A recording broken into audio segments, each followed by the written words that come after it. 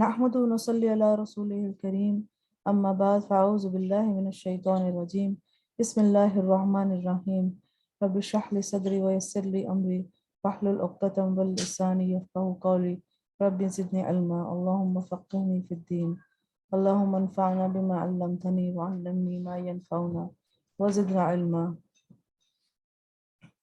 السلام علیکم ورحمۃ اللہ وبرکاتہ. میں آپ لوگوں کو اہلا وسہلا، میں آپ لوگوں کو ویلکم کہتی ہوں قرآن کے موتی لیسن 11 میں. آج کا ہمارا ٹاپک ہے قرآن دلوں کے لیے شفا ہے. تو اس میں جو ہے ہم قرآن دلوں کی شفا ہے، اس کو ہم پہلے قرآن کی روشنی میں دیکھتے ہیں کہ ہم کیسے وہ دلوں کے لیے شفا ہے، اور پھر ہم اس کو دیکھتے ہیں کہ حدیث کی روشنی میں بھی دیکھ لیتے ہیں. بسم اللہ الرحمن الرحیم. سورہ یونس کی آیہ ہے، آیہ نمبر 57. یا ایہا الناس قد جاءتکم موعظۃ من ربکم وشفاء لما فی الصدور ہدی ورحمۃ للمؤمنین. اے لوگو، بے شک تمہارے پاس تمہارے رب کی طرف سے عظیم نصیحت اور اس کے لیے سراسر شفا جو سینوں میں ہے، اور ایمان والوں کے لیے سراسر ہدایت اور رحمت آئی ہے. سبحان اللہ. اب اس کو ہم لوگ word to word break down کر لیتے ہیں اور اس کو دیکھتے ہیں کہ اس کا کیا مطلب ہے. یا ایھا الناس، اے لوگو، قد تحقیق، یعنی کہ اس کا مطلب ہوتا ہے، قد کا مطلب ہوتا ہے ان فیکٹ اور انڈیڈ. جاءتکم، آ چکی تمہارے پاس، it has come to you, what? Quran. اب قرآن کو انہوں نے تین جو ہے اس کے بارے میں کہ موعظہ، ایک نصیحت، ایک ایڈوائس، من ربکم، کہاں سے؟ تمہارے رب کی طرف سے. اور کیا ہے قرآن؟ وشفا، اور شفا ہے. کس کے لیے؟ لما، اس کے لیے جو فی الصدور، سینوں میں ہے. اور ہدن، اور کیا ہے قرآن؟ ہدن، اور ہدایت ہے قرآن. ورحمہ، اور کیا ہے قرآن؟ رحمہ ہے قرآن. کس کے لیے یہ سب کچھ ہے؟ للمؤمنین. ٹھیک ہے.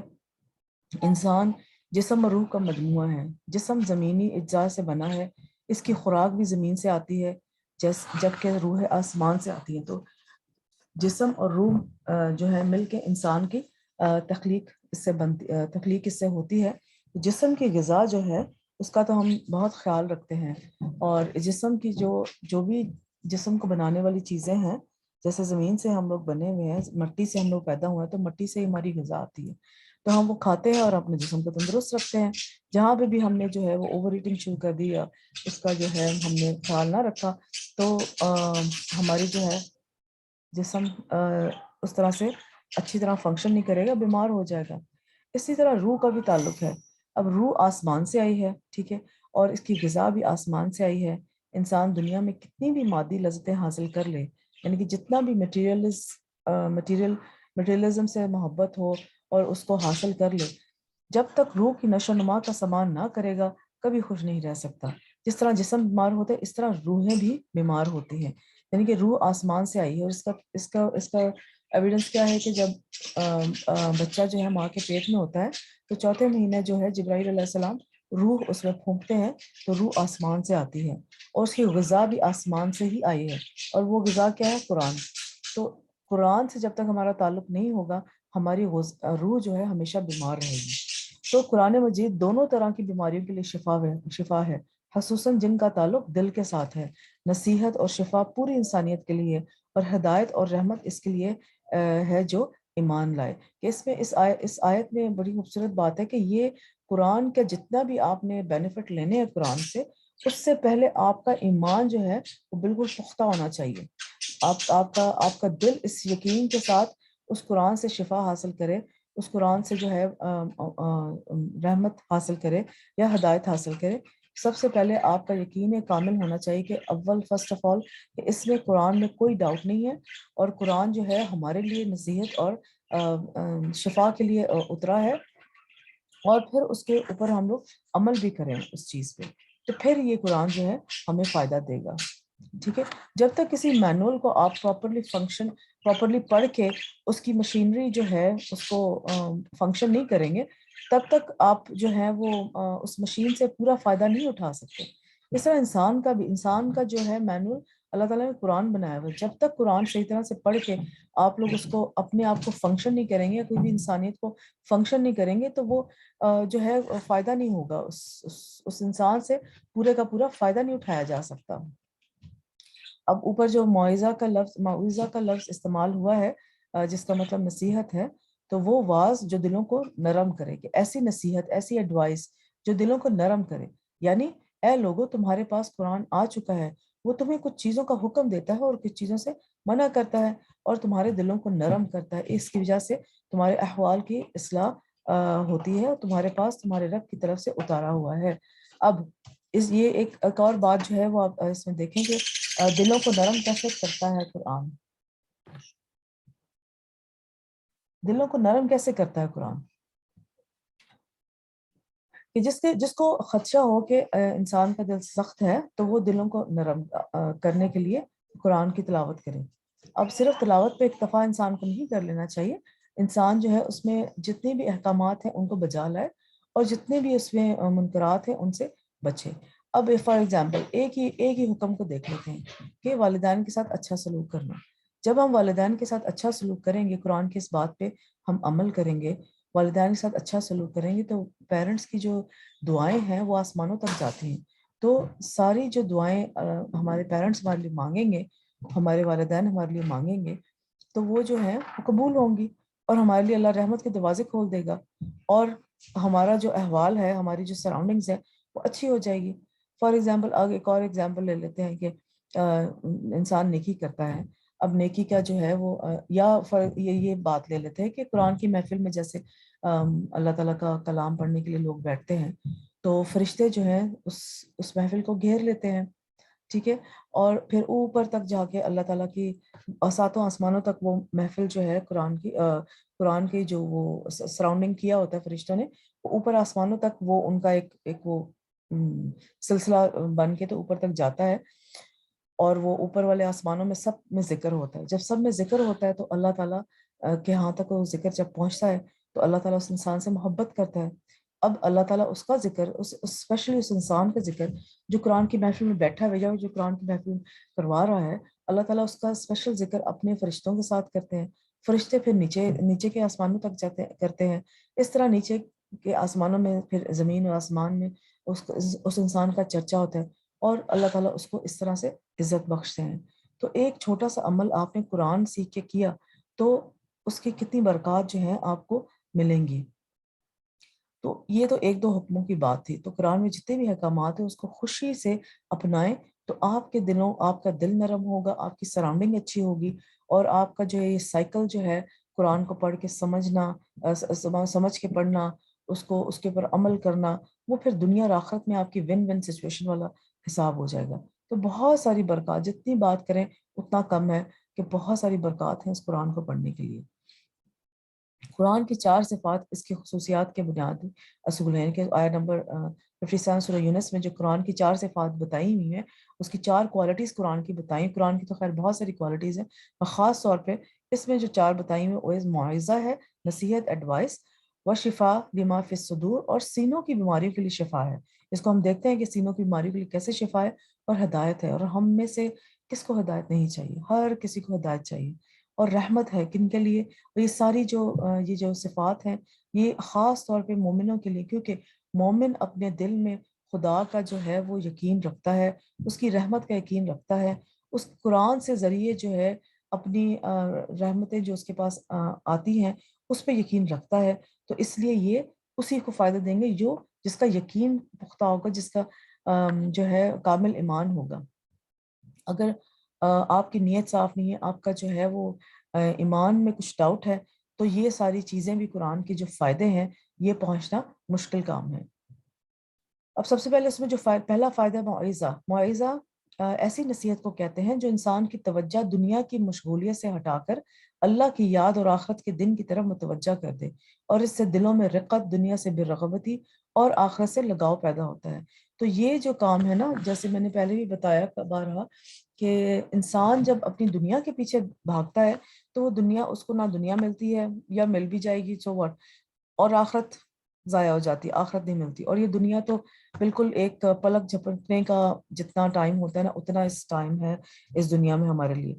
اور دوسرا یہ کہ جو آخرت کے پیچھے بھاگتا ہے اس کا پھر دنیا بھی ملتی ہے اور آخرت بھی ملتا ہے. اور اس کا بڑا اچھا سائیکل میں نے آپ کو بتا دی کہ کیسے اللہ تعالیٰ دنیا میں اس کے دنیا میں لوگوں اور انسانوں کے اندر اس کے محبت پیدا کیسے کرتے ہیں اللہ تعالیٰ. تو وہ ہم کوشش کریں کہ اس سے نصیحت اس طرح سے حاصل کریں، ون ون سچویشن کریں، ایک تیر سے دو شکار. کہ اگر ہمیں ایک تیر سے دو شکار ہو رہے ہیں تو وائی ناٹ کہ آخرت کی کیوں نہ ہم فکر کریں. تو جب آخرت کی ہم فکر کریں گے، دنیا سے رغبت ختم ہو جائے گی، تو وہ جو ہے ہمارے لیے دنیا اور آخرت دونوں آسان ہو جائیں گی. فار ایگزامپل اس کے لیے یہ نہیں ہے کہ آپ بالکل ہی آئسولیٹ ہو کے تو جو ہے وہ سارے دنیا کے کام چھوڑ دیں. دنیا کے کام ویسے ہی رکھیں، جو آپ کا چل رہا ہے کام اس کو ویسے ہی رکھیں. اس کو یہ دیکھیں کہ وہ اس میں ایک چیز کو انالائز کریں کہ جتنے بھی میں کام کری یہ قرآن کے احکامات میں ہیں کہ نہیں ہے. اور جیسے کھانا پکانا ہے، باہر گروسری کرنا ہے، مرد جو ہے کمانے کے لیے باہر جاتے ہیں، بچوں کی تربیت کرنا ہے، گھر کو صاف ہے، یہ سب جو چیزیں ہیں یہ قرآن میں احکامات ہیں ان کے کہ طہارت کا اور ایمانیات کا. مگر آپ نے صرف یہ سارے دنیا کے کام کرتے اپنی نیت کیا کرنی ہے کہ خالصاً اللہ تعالیٰ کے لیے کر رہی ہوں میں. تو جب وہ والا کام صرف اپنے آپ کی سوچ تبدیل کرنی ہے، کام وہی ہے، صرف سوچ تبدیل کرنی ہے. اور اپنی سوچ میں یہ رکھنا ہے کہ چونکہ یہ میں اللہ تعالیٰ کے لیے کر رہی ہوں اور اس کا اجر بھی مجھے آخرت میں اللہ تعالیٰ سے چاہیے. بس یہ ایک تھوڑی سی سوچ آپ نے چینج کرنی ہے اور آپ اس کا مطلب ہے آخرت پہ آپ کا فوکس ہو گیا. تو جب آخرت پہ آپ کا فوکس ہو جائے گا تو دنیا کے کام خود ہی ہو جائیں گے. اور یہ آپ کر کے دیکھیں انشاءاللہ ہوگا. وشفا لما فی الصدور، یہ قرآن دلوں کی بیماریاں مثلاً شرک اور کفر کا عقیدہ، حسد، بغض، خود غرضی، بخل، لالچ وغیرہ کے لیے شفا کا کام دیتی ہیں. یعنی کہ جتنا بھی آپ جو ہے شرک خدا نخواستہ انجانے میں ہم سے ہو جاتا ہے کبھی کچھ شرک، اور کفر کا عقیدہ، جلسی، کسی کے نیگیٹو فیلنگز رکھنا، سیلفشنس، گریڈینس، یہ سب چیزیں جو ہیں وہ انسان کے دل سے نکل جاتی ہیں. صرف انسان کی بیماریاں ہی یہ انسان کے دل کی صرف بیماریاں ہیں. جو شخص قرآن پڑھتا ہے اور اس پر عمل کرتا ہے تو یہ بیماریاں اس کے دل سے دور ہو جاتی ہیں. ٹھیک ہے. اب قرآن میں صرف آپ سورۃ الفلق اور سورۃ الناس ہی کریں کہ آپ کو خدشہ ہے کہ کوئی جو ہے آپ کا دل جو ہے وہ بیمار ہے اس حوالے سے کہ آپ کے دل سے نیگیٹو فیلنگس نہیں جاتی، یا کوئی ایسا حادثہ ہو گیا ہوا جو کہ آپ بھلانا چاہتے ہیں نہیں بھولتا، تو قرآن سے مدد حاصل کریں. ٹھیک ہے. جب بھی آپ اس طرح کے کسی حادثے سے آپ کو بار بار یاد آ رہا ہے، دونوں اٹھیں، وضو کریں، نماز پڑھیں، اس کے بعد قرآن کی تلاوت شروع کر دیں. خود ہی اللہ تعالیٰ اس نیگیٹو فیلنگ کو انسان کے دل سے نکال دے گا. ٹھیک ہے. اور ہدن، اور ہدایت ہے. قرآن انسان کی زندگی کے لیے تمام شعبوں میں اس کی پوری رہنمائی کرتا ہے. وہ ہر فرد کے الگ الگ حقوق متعین کرتا ہے اور ایسے قوانین بتلاتا ہے جس سے فرد، معاشرہ اور حکومت میں کسی کے حقوق مجروح بھی نہ ہوں اور کسی دوسرے پہ زیادتی بھی نہ ہوں. یعنی کہ قرآن میں جب ہم لوگ یہ جو ہمارے حقوق العباد ہیں، جو ہمارے رائٹس ہیں لوگوں کے لیے، وہ جب ہم پڑھتے ہیں تو ہم اس پہ عمل ڈیفینیٹلی کریں گے. جب ایک انسان پڑھ کے اس کے عمل کرے گا، دوسرا بھی پڑھ کے اس کے عمل کرے گا، تو پورا معاشرہ جو ہے وہ ایک بیلنسڈ طریقے سے ایک معاشرہ چلائے گا. تو ہمیشہ جو معاشرے کو چینج کرنے کے لیے جو ٹول ہے وہ ہمیشہ انسان سے شروع ہوتا ہے، گھروں سے شروع ہوتا ہے، اپنے آپ سے شروع ہوتا ہے. تو جب ایک انسان بدلنا شروع ہوتا ہے تو اس کے دیکھا دیکھی باقی انسان بھی بدلتے ہیں.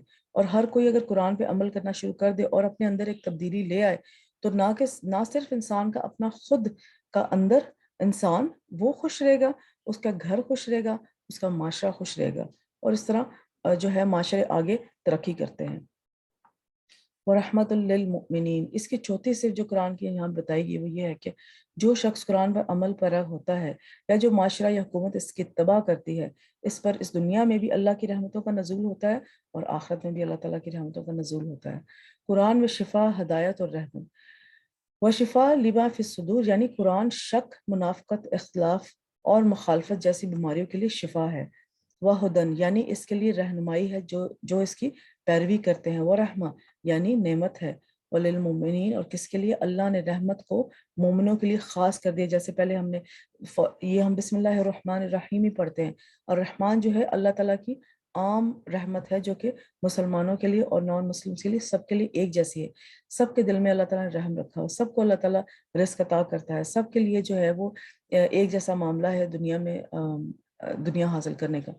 مگر الرحیم اللہ تعالیٰ کی وہ صفت ہے جو کہ خاص اس کے مومن بندوں کے پہ ہے, اور وہ خاص اس کے مومن بندے قرآن کو کس طرح سے لیتے ہیں؟ شفا کے طور پہ لیتے ہیں, ہدایت کے طور پہ لیتے ہیں, اور رحمت کے طور پہ لیتے ہیں, کیونکہ وہی ایمان کے ساتھ فائدہ اٹھانے والے ہیں کہ یہ قرآن سے یہ فائدے جو ہم نے اٹھانے ہیں وہ لوگ اٹھا سکتے ہیں جو مومنین ہیں, جو اللہ تعالیٰ کا یقین ان کے دل میں پورا ہے کہ قرآن واقعی یہ چیزیں ہمارے لیے لے کر آیا ہے. قرآن ایمان والوں کے لیے شفا اور رحمت, اور ظالموں کے لیے باعث خسارہ ہے.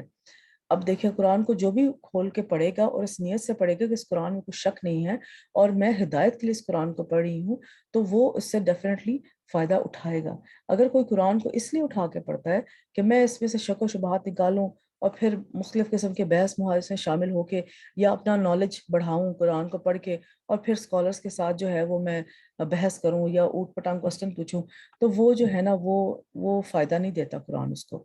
تو اس میں سورہ الاسراء کی آیت نمبر 82 ہے, اور ہم قرآن میں جو کچھ نازل کرتے ہیں وہ مومنوں کے لیے شفا اور رحمت ہے, مگر ظالموں کے لیے ظالموں کے ہزارے میں ہی اضافہ ہے. اب ظالم کون ہے؟ انسان جب قرآن نہیں پڑھتا, اس سے اچھی باتیں نہیں سیکھتا, اور اس سے جو ہے وہ اپنے لیے رحمت, اللہ تعالیٰ کی رحمت, خاص رحمت اللہ تعالیٰ کے لیے, اللہ تعالیٰ کی خاص رحمت کو اپنے لیے منتخب نہیں کرتا, اور جو ہے ہدایت نہیں حاصل کرتا, تو وہ انسان تو سب سے زیادہ اپنا خسارہ کرے گا نا. سب سے زیادہ ظالم وہی انسان ہے جو کہ اپنے اوپر ظلم کر رہا ہے.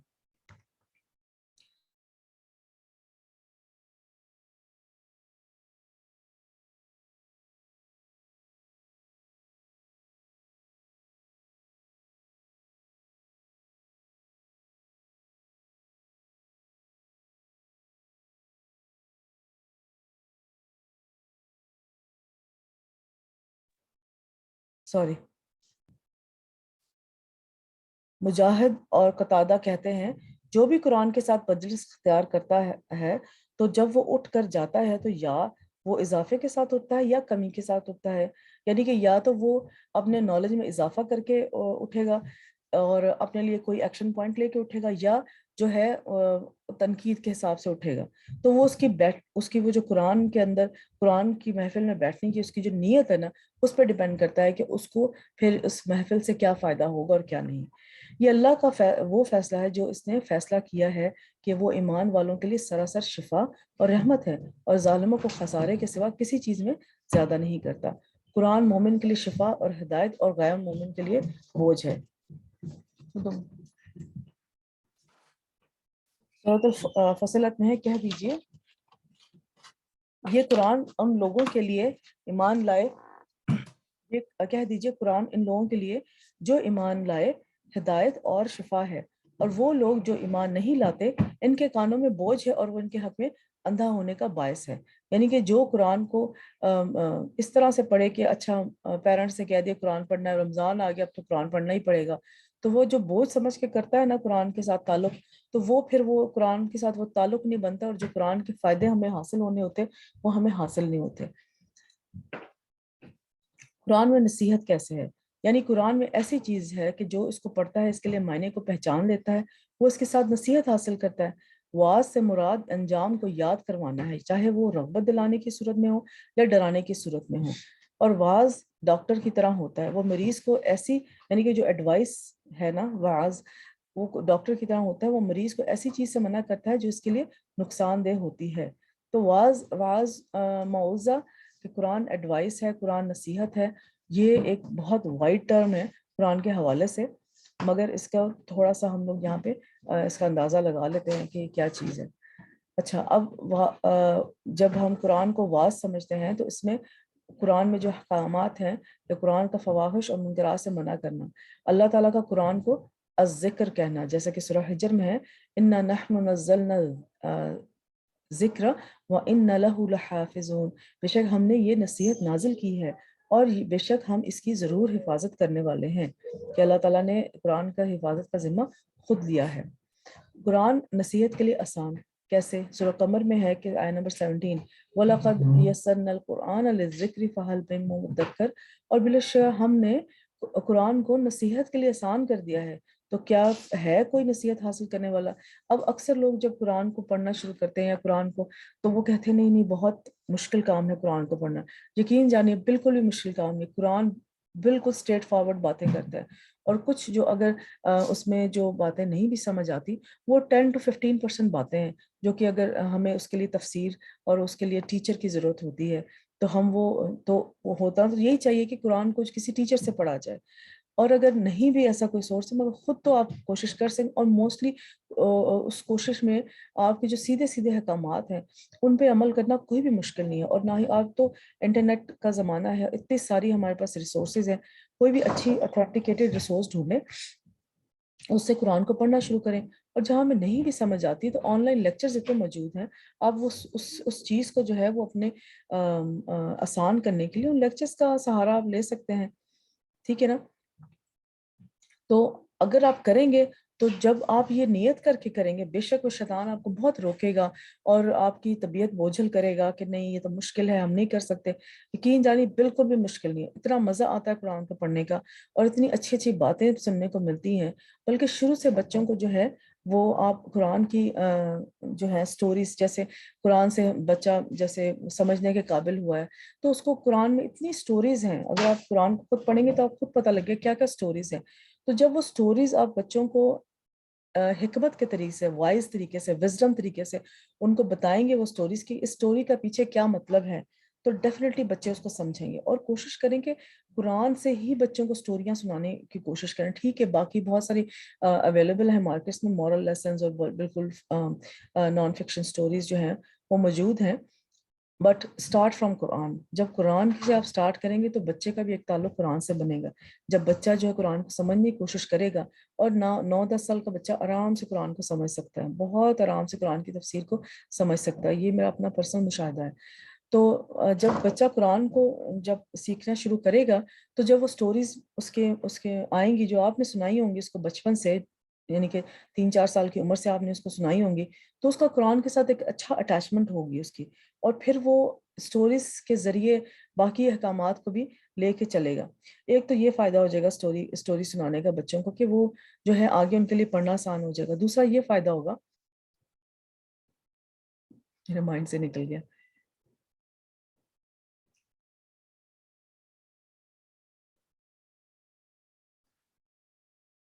اچھا چلیں جب آئے گا مائنڈ میں تو میں بتا دوں گی۔ تو بہرحال قرآن آسان ہے، اتنا مشکل اتنا نہیں ہے مشکل جتنا ہم لوگوں نے بنایا ہوا مشکل ہے، قرآن پڑھنا مشکل ہے۔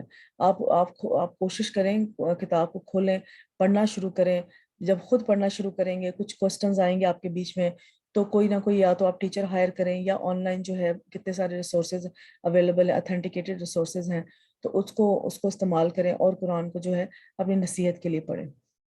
پھر ایک جب عمل ایک آہستہ آہستہ ایک ایک عمل کو لے کر تو جو ہے وہ اس کو اپلائی کرنا شروع کریں۔ یہ نہیں کہ قرآن اگر پڑھا ہے تو اس میں آپ کو 10 باتیں سمجھ آئی ہیں اور اب 10 باتوں کو اپلائی کرنا اپنے لیے ڈیفینیٹلی مشکل ہے۔ ہم نے کرنا تو ہے، نیت رکھیں کہ ہم یہ 10 کی 10 باتیں ہم اپنے اوپر اپلائی کریں گے، بٹ یہ ہے کہ 1 at a time، ایک دم کریں گے نا تو وہ ریباؤنڈ بھی ویسے ہی ہوگا، ایک دم کریں گے پھر ایک دم ہی چھوڑ دیں گے، آہستہ آہستہ کریں، اسٹیپ اپ، آہستہ آہستہ جو ہے نا وہ اگر کوئی برائی چھوڑنی ہے تو اس کو اسٹیپ ڈاؤن کریں، اگر کوئی اچھائی اپنانی ہے تو اس کو اسٹیپ اپ کریں، کہ آہستہ آہستہ ایک ہفتے میں ایک، پھر اس کو دیکھیں کہ اگلے ہفتے میں پوری اس کو کر رہی ہوں کہ نہیں کری، پھر نیکسٹ اس پہ آئیں کہ میں دوسری اب جو ہے اچھائی اپنے اندر لے کر آنا شروع کروں گی۔ فار ایگزامپل غیبت کی اگر ہم بات کریں، بیک بائٹنگ کی، تو وہ اس کو چھوڑنے کے لیے ہو سکتا ہے کسی انسان کے لیے بڑا آسان ہو کہ اس کو 1 ہفتہ 2 10 دن میں 1 مہینہ لگے گا، کچھ لوگوں کے لیے سالوں سال لگ جاتے ہیں، مگر آپ کوشش کرتے رہیں اور دیکھیے گا آپ اپنی سراؤنڈنگ میں آپ ایسے لوگوں کو پائیں گے، اور جن کے ساتھ اگر آپ کو عادت بھی ہو چگلیاں کرنے کی کسی کی بیٹھ کے، تو وہ عادت آپ کی چھوٹ جائے گی، آپ مگر یہ ہے کہ آپ نے کانسٹنٹ طریقے سے ڈٹرمن ہو کے اس کو چھوڑنا ہے، اس چیز کو چھوڑنا ہے، تو اللہ تعالیٰ ضرور آپ کی مدد کرتا ہے۔ اچھا ہاں، پھر بچوں کو بچپن سے سکھائیں چگلی کو کیسے چھوڑنا ہے، کہ فار ایگزامپل بچہ کو شکایت لے کے آتا ہے تو اس کو کہنا ہے کہ بھائی میرے سے چگلی نہیں کرنی، آپ نے کوئی بیک بائٹنگ نہیں کرنی، اگر کام کی بات ہے تو کرنا، تو بچے کو عادت پڑ جائے گی کہ آپ کے پاس کام کی بات ہی لے کر آئے گا، دوسرا یہ کہ پھر بچوں کو یہ بیلنس کرنا سکھائیں کہ کیا بات کرنے والی ہے اور کیا بات نہیں کرنے والی. فار ایگزامپل 7-8 سال کا بچہ آرام سے سمجھ جاتا ہے بات کہ چغلی کیا ہے اور مجھے کوئی کام کی بات کرنی. فار ایگزامپل کوئی وہ اپنے بہن بھائی کی کوئی بات کرنے آیا سیکرٹ، جس کی وجہ سے اس کے بہن بھائی کو جو فائدہ پہنچ سکتا ہے. تو آپ اس طرح سے ٹریننگ بچوں کی کریں کہ اچھا کیا تم نے مجھے بتا دیا، تھینک یو سو مچ، مگر اب یہ کسی اور کو نہ بتانا، ٹھیک ہے. تو یہ ان کو لائف میں ایک لیسن ملے گا کہ ہم نے اگر کسی کی بھلائی کرنی ہے انانمس طریقے سے تو ہم اس کی بھلائی کیسے کر سکیں کہ ایک اتھینٹیکیٹڈ پرسن کے پاس جا کے اس مسئلے کا حل لے.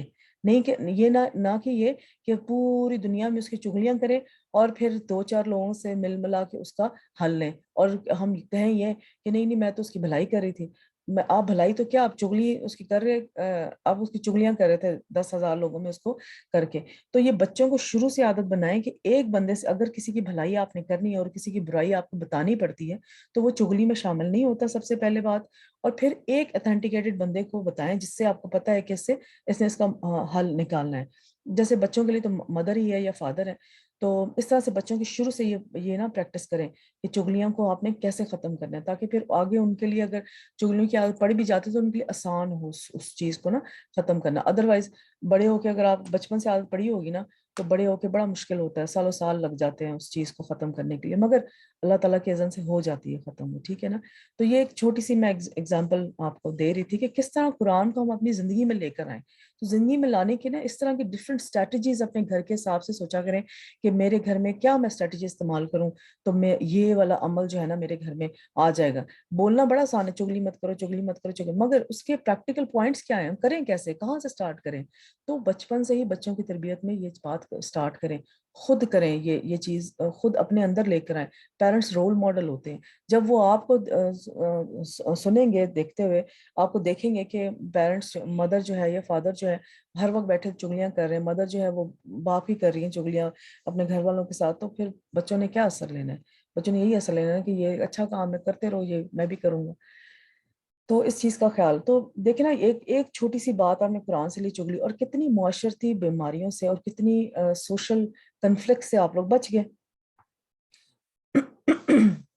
تو اس طرح ہر بات کا جو بھی آپ نے عمل اپنی زندگی میں لے کر آنا ہے، کوئی بھی ایکشن پوائنٹ آپ نے لے کر آنا ہے اپنی زندگی میں، تو اس کا جو ہے نا ایک پورا پلان تیار کیا کریں مائنڈ میں، یا لکھ لیا کریں، یا ہسبینڈ کے ساتھ ڈسکس کریں، کسی فرینڈ کے ساتھ ڈسکس کریں کہ اس کا مائنڈ میپنگ اس کی کیا کریں، اس کی پلاننگ کیا کریں، اس کو پھر ایکٹ کیا کریں.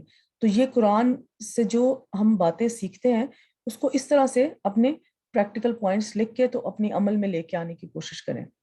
ابن قیم رحمۃ اللہ کہتے ہیں کہ قرآن کا نصیحت کے لیے آسان ہونا، یہ آسانی کی کئی اقسام پر ہیں، بہت ساری ٹائپس ہیں کہ how Quran can be easy for اس.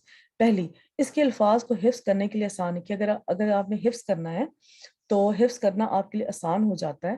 اور جو ہے وہ جب آپ قرآن کو حفظ کرتے ہیں تو ڈیفینیٹلی جو بھی بچے ہیں یا بڑے ہیں وہ قرآن کو حفظ کر رہے ہیں تو وہ ان کے لیے آسانی ہو جاتی ہے قرآن کو حفظ کرنا. ایک جب شروع میں مشکل تو ہوتا ہے، مگر ایک جب روٹین انسان کی بن جاتی ہے تو پھر وہ مشکل نہیں ہوتا.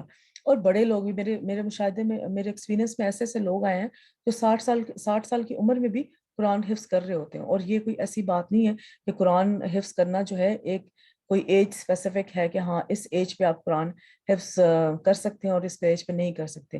جب بھی آپ کریں گے اللہ تعالیٰ آسانی پیدا کرے گا. اچھا، دوسری کیا قسم ہے کہ قرآن سے نصیحت حاصل کرنا کہ اس کے معنی کو، اس کو انڈرسٹینڈ کرنا وہ ایزی ہو جائے. جب ہم قرآن کھولتے ہیں اور اس کو کھول کے پڑھنے کی کوشش کرتے ہیں تو اس کے سارے جو معنی ہیں وہ آسان ہو جاتے ہیں. جیسے فار ایگزامپل میں نے کچھ عرصہ پہلے جیسے قرآن کی تفسیر وغیرہ پڑھی تو پڑھنے سے پہلے تو یہی ڈر تھا کیسے پڑھوں گی، میں اس قابل بھی ہوں کہ نہیں ہوں، یا کوئی غلطی نہ کر جاؤں. اچھا، پھر پڑھنے سے پہلے تو یہ حال تھا. جب پڑھنا شروع کر دیا اللہ نے توفیق دے دی، پڑھتے وقت یہ حال تھا کہ یہ تو اتنے سارے احکامات ہیں، میں کیسے یاد رکھوں گی، مجھے کیسے پتہ لگے گا کہ ان کو کیسے کرنا ہے، کب کرنا ہے، شیطان نہ بیچ میں آ جائے یا کوئی غلط ہم بیانی نہ کر دوں میں قرآن کے لیے، یہ خدشات. ٹھیک ہے، اب جب قرآن خط پڑھ لیا، تفسیر اس کی پڑھ لی، اب میں کیا کروں، کیسے لوگوں تک یہ بات پہنچاؤں، لوگوں تک بات پہنچاتے ہوئے کوئی مسئلہ نہ ہو جائے، تو کوئی غلط بات نہ لوگوں تک پہنچا دوں، جو ہے وہ شیطان نہ بیچ میں شامل ہو جائے، کوئی اپنا یعنی کہ اپنا نفس نہ بیچ میں شامل ہو جائے. شاید میری نیت جو ہے لوگوں میں جو ہے نا فیم حاصل کرنا ہے، میری نیت کو میں کیسے ہر وقت صاف رکھوں گی. یہ اتنے سارے ہرڈلز آتے ہیں آپ کے، مگر یقین جانے یہ سارے ہرڈلز آپ کراس کرتے کرتے کرتے آسان ہو ہی جاتا ہے. قرآن شروع کرنے سے پہلے بھی آسانی اللہ تعالیٰ فرما دیتے ہیں کہ قرآن پڑھنا آسان کر دیتے ہیں. پڑھتے ہوئے وقت جو ہے اس کو دل میں جذب کرنا اور دماغ میں اس کو رکھنا اس بات کو، وہ آسان کر دیتے ہیں. بعد میں اگر آپ نے نیت کی ہے کہ اس کو جو ہے میں نے لوگوں تک پہنچانا ہے، وہ بھی آسان کر دیتے ہیں. اکثر یہ ہوتا ہے کہ پتہ ہی نہیں ہوتا کیسے بات کریں، کس طرح بات کریں. یقین جانے جب آپ بولنا شروع کرتے ہیں اور اللہ تعالیٰ کے کلام، تو اتنی اللہ تعالیٰ برکت ڈال دیتے ہیں کہ پتہ ہی نہیں ہوتا، اور بندہ انسان 2-3 گھنٹے بولتا جاتا ہے. اور یہ انسان کا ایک تو نالج تو ہے مگر ایک کے کنوے کرنے کا طریقہ بھی انسان جو ہے نا وہ اپنا تھوڑا بہت درست کرتا ہے کہ اچھا ہاں میں نے اس طرح سے کنوے کرنا ہے، کسی کو ڈائریکٹ پوائنٹ نہیں کرنا، جج نہیں کرنا، اپنی نیت صاف رکھنی ہے. تو یہ 2-4 چیزیں جو مائنڈ میں رکھیں اور بولنا انسان کے لیے آسان ہو جاتا ہے. ٹھیک ہے. اور نہیں بھی اگر آپ کو فار ایگزامپل اپنے آپ سے خود سے فی البدی نہیں بھی بولنا آتا، تو آپ یہ کوشش کریں کہ ایسی محفلیں اگر آپ کو قرآن کا اللہ تعالیٰ نے تفسیر پڑھنے سے موقع دیا ہے، تو اس کے بعد ایسی محفلوں میں جو ہے وہ کریں کہ آپ پیپر سے اپنے نوٹس لے کے جائیں جو آپ نے قرآن سیکھا ہوا ہے. اس نوٹس پہ آپ پڑھیں، اس کو لوگوں کو سنائیں اور اس کو آگے پھر آپ اس کو ایکسپلین کریں. تو کوئی مشکل نہیں ہوگی، بہت ایزی ہوگا. ٹھیک ہے. تمام جہانوں کے لیے نصیحت کہ حالانکہ وہ تمام جہانوں کے لیے نصیحت کے علاوہ کچھ بھی نہیں. سورہ قلم میں ہے کہ صرف اور صرف اس میں نصیحت ہے، عقل والوں کے لیے نصیحت ہے. ٹھیک ہے. اب نصیحت جو قرآن سے لے گا وہی عقل والے ہیں. صاد میں ہے جو کتاب ہم نے آپ کی طرف نازل کی ہے بڑی برکت والی ہے تاکہ لوگ اس کی آیات میں غور و فکر کریں اور اہل عقل اس سے سبل لیں. اچھا، اس سے پھر نا قرآن پڑھنے سے جو اس میں سارے واقعات اور جو سارے پرابلم سالونگ انسان کو جو ہے نا وہ بہت اچھی ہو جاتی ہے. انسان کو جو ہے نا مشکل نہیں ہوتی کہ کہاں پہ میں یہ کوئی ایشو ہے میری لائف میں یا کسی کی لائف میں کوئی ایشو ہے تو اس کو میں سالو کیسے کروں. جب قرآن میں ہم اتنے سارے واقعات پڑھتے ہیں، اتنی ساری باتیں ہم پڑھتے ہیں، تو ہمارے لیے ایشو سالو کرنا بہت، فار ایگزامپل کہ کسی ہسبینڈ اور وائف کا جھگڑا ہے تو اب بیوی کا قصور ہے فار ایگزامپل، تو اس میں قرآن میں بہت آسان طریقے سے چیزیں بتائی ہوئی ہیں کہ جو ہے سب سے پہلے جو ہے وہ اس کو زبان سے سمجھاؤ، اس کے ساتھ بستر علیحدہ کر لو، اور پھر جو ہے نا ایک اور پھر اس کو یعنی کہ بار اچھے طریقے سے سمجھانے کا بہت ذرا ذکر کیا ہوا ہے. تو اس میں ہو سکتا ہے عورت اس بات کو سمجھ جائے. ٹھیک ہے. اگر نہیں سمجھتی تو کوئی تیسرا بندہ بیچ میں شامل کرو کہ ٹھیک ہے ہاں جی وہ تیسرا بندہ آ کے بیچ میں سمجھائے. تو یہ ہے کہ طلاق آج کل ہوتا کیا ہے کہ ذرا سی وہ چوں چوں ہوئی اور اس کے بعد تھوڑا سا اختلاف ہوا کہ میری اور تمہاری عادات نہیں ملتی، چلو جی سیٹ اپ بند کرو اور طلاق. مگر وہ جو قرآن میں سٹیپس بتائے ہوئے نا کس طرح سے جو ہے طلاق ایک ٹھیک ہے حلال طریقہ ہے، مگر اس تک پہنچنے کے لیے اس سے پہلے جتنے سٹیپس قرآن میں بتائے ہوئے ہیں وہ اگر کرنا شروع کر دے انسان، یا بچوں کو شادیوں سے پہلے وہ چیزیں سکھا دے، تو طلاق کی نوبت ہی نہیں کبھی آئے گی، کبھی بھی طلاق کی نوبت نہیں آئے گی. تو مگر ہمارے معاشرے میں ہوتا یہ ہے کہ جا کے جم پہ طلاق پہ لگتی ہے. طلاق سے پہلے جو باقی چیزیں ہیں ان کو کرنا ہی نہیں ہے. تو وہ کرنے والے ہم کیسے بنیں گے جب ہم قرآن پڑھیں گے؟ تو قرآن جب ہم پڑھیں گے تو ہمیں سٹیپس پتہ ہوں گے، تو اس کے لیے قرآن ہمارے لیے بابرکت ہے. تو کتنی معاشرتی بیماریاں جو ہیں وہ اس سے ختم ہو سکتی ہیں. اور ویسے بھی آج کل جو طلاق کے ریشیوز بڑھ رہے ہیں ہمارے معاشرے میں خاص طور پہ بہت تھریٹننگ ہے. اور اللہ تعالیٰ سب کو توفیق دے، ہمیں بھی توفیق دے کہ ہم قرآن پڑھیں اور لوگوں کو بتائیں اور اس معاشرتی بیماری سے نجات حاصل ہو. تو قرآن زندہ دل انسان کے لیے ہے، قرآن مردوں کے لیے نہیں ہے کہ مردوں کے اوپر قرآن پڑھا جائے. ٹھیک ہے. وہ جو قرآن آپ نے کسی سے سیکھا ہوا ہے، اگر وہ سیکھنے والا جو ہے وہ فوت ہو جائے پھر آپ قرآن پڑھیں تو پھر اس کو ثواب تو پہنچتا ہے، مگر کہ جب کسی کا تعلق ہی نہیں ہے صدقہ جاریہ کے لحاظ سے تو وہ فائدہ نہیں ہے. اِنَّا هُوَ إِلَّا ذِكْرٌ وَقُرْآنٌ مُبِينٌ لِيُنذِرَ مَنْ كَانَ حَيًّا. وہ تو سراسر نصیحت اور واضح قرآن کے سوا کچھ نہیں تاکہ اسے ڈرائے جو زندہ ہیں. تو یہ زندوں کے لیے ہے قرآن. ابن قیم کہتے ہیں کہ لوگوں کی 3 قسمیں ہیں، یعنی کہ دل کی 3 اقسام. اس میں آپ کلرز بھی دیکھ سکتے ہیں کہ ایک کالے رنگ کا دل آگے بنایا ہوا ہے. ایک وہ شخص جس کا دل مر چکا ہے، وہ شخص ہے کہ اس کا کوئی دل ہی نہیں ہے. یہ اس آدمی کے لیے حق میں حق میں آیت نصیحت نہیں بنتی، یعنی کہ ایسا بندہ جو کہ بالکل ہی قرآن سے غافل ہے اور پتہ ہونے کے باوجود اس قرآن کو اپنے لیے ہدایت کا ذریعہ نہیں بناتا، تو اس کا دل مر چکا ہوتا ہے۔ دوسرا دل کون سا ہے؟ وہ شخص جس کا دل زندہ اور اہلیت رکھنے والا ہوتا ہے، لیکن وہ تلاوت والی آیات کو کان لگا کر نہیں سنتا، جن کے ذریعے اللہ ان نشانیوں کے بارے میں خبر دے رہے ہیں جو دکھائی، یعنی کہ قرآن کو just for the sake of کہ اچھا جی بابرکت کتاب ہے، قرآن پڑھنا ہے، تو اس کی عربی سے اس کی تلاوت کر ڈالی، ہاں جی ہمارا حق، ہمارا جو ہے نا وہ قصہ پورا ہو گیا، ہم نے قرآن کا حق ادا کر دیا، حالانکہ یہ قرآن کا حق ادا کرنا نہیں ہے۔ تو یا تو وہ انسان جو ہے اس آیات یا تو وہ آیات اس تک پہنچی نہیں، یا یا یہ کہ اس تک پہنچی ہے لیکن اس کا دل ان آیات سے ہٹ کر کسی اور چیز میں مشغول تھا اور اس کا دل غیر حاضر تھا، اس سے بھی نصیحت حاصل نہیں ہوتی، کیونکہ اس میں اہلیت ہے اور اس کا دل موجود ہے۔ ان میں وہ بھی لوگ شامل ہیں کہ جو قرآن حفظ کیا ہوا ہے مگر جو ہے اس پہ عمل نہیں کرنا، ان میں وہ بھی لوگ شامل ہیں جو قرآن کے احکامات کا پتہ ہے مگر ان کو بے دھیانی سے، ان کو کیئرلیس طریقے سے ان کو ہینڈل کرنا، ان میں وہ بھی لوگ شامل ہیں جو کہ قرآن کو اچھی طرح پڑھ لیا ہے اور جو ہے اس کو آگے پہنچایا نہیں ہے، ٹھیک ہے۔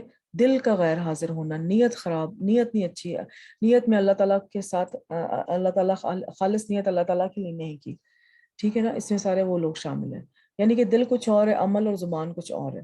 تیسرا وہ آدمی ہے جس کا دل بھی زندہ اور اہلیت بھی رکھتا ہے، جب اس پر آیات کی تلاوت کی جاتی ہے تو اپنا کان لگاتا ہے اور اپنے کانوں کو اس کی طرف ڈال دیتا ہے اور اپنے دل کو حاضر کرتا ہے، اور جو کچھ وہ سن رہا ہے اس کے فہم کے علاوہ وہ اپنے دل کو کہیں اور مشغول نہیں کرتا، اس کا دل بھی حاضر ہے اور یہ کان بھی لگائے ہوئے ہیں، یعنی کہ گھر میں آپ نے تلاوت لگا دی اور اس کو آپ سن نہیں رہے تو وہ آپ سیکنڈ کیٹیگری میں چلے جائیں گے۔ اگر آپ نے تلاوت لگائی ہوئی تو اس کو سننے، اس کو سمجھنے کی کوشش کریں، اس آیت کو سٹاپ کریں، اس کو انالیسس کریں اس آیت کو، یا بچے بیٹھے ہوئے قرآن لگا ہوا ہے تو ان کے انالیسس بچوں کے ساتھ کریں کہ ہاں جی یہ قرآن کی یہ سورت کا یہ آیت کا یہ مطلب ہے، یا اس پہ کوئی لیکچر نکالیں اور اس پہ وہ اس کو سنیں۔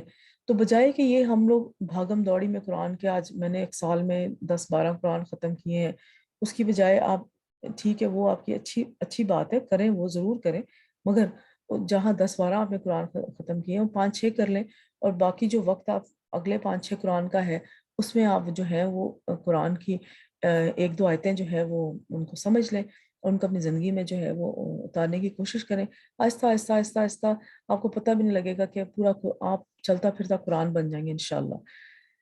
تو اس قسم کے جو لوگ ہوتے ہیں، جو تیسرے قسم کے، یہ آیات سے بھی فائدہ کرتے ہیں، تلاوت بھی کی جاتی ہے اور ان آیات سے فائدہ حاصل کرتے ہیں جو مشاہدے سے تعلق رکھتے ہیں، جیسے کہ پھر ایسے لوگ جو ہیں وہ جب قرآن کی آیتیں پڑھتے ہیں اور قرآن میں جتنی بھی مثالیں دی، جیسے مچھر کی مثال دی ہوئی ہے تو مچھر ان کے سامنے آئے گا تو ایک ان کا ذہن کھل جائے گا کہ ہاں قرآن میں مچھر کی مثال سے ہمیں یہ باتیں سمجھائی ہوئی ہیں۔ اگر ان کے سامنے یہ شہد کی مکھی آئے گی تو شہد کی مکھی کی مثال سے وہ سمجھ جائیں گے کہ ہاں جس طرح شہد کی مکھی اتنا ہارڈ ورک کرتی ہے ہمیں بھی اتنا ہارڈ ورک کرنا چاہیے قرآن کے معاملے میں۔ جب درخت کو دیکھیں گے تو جب یہ پام ٹری جو کھجور کا درخت ہوتا ہے اس کو آپ دیکھیں گے تو اس کے ذریعے آپ اپنے آپ کو انالیسس کرنا شروع کر دیں کہ جس طرح یہ پھل دیتا ہے اور جس طرح یہ کھڑا رہتا ہے اتنی سخت گرمی میں اور اتنی سخت گرمی میں پھل دیتا ہے، تو اور بہت سارے ہیں، میں ایک سمپل سی آپ کو اگزامپل بتا رہی ہوں، اور صبح شام کا ہونا یہ آپ کو انڈیکیٹ کرتا ہے کہ ہر وقت ایک جیسا نہیں رہتا۔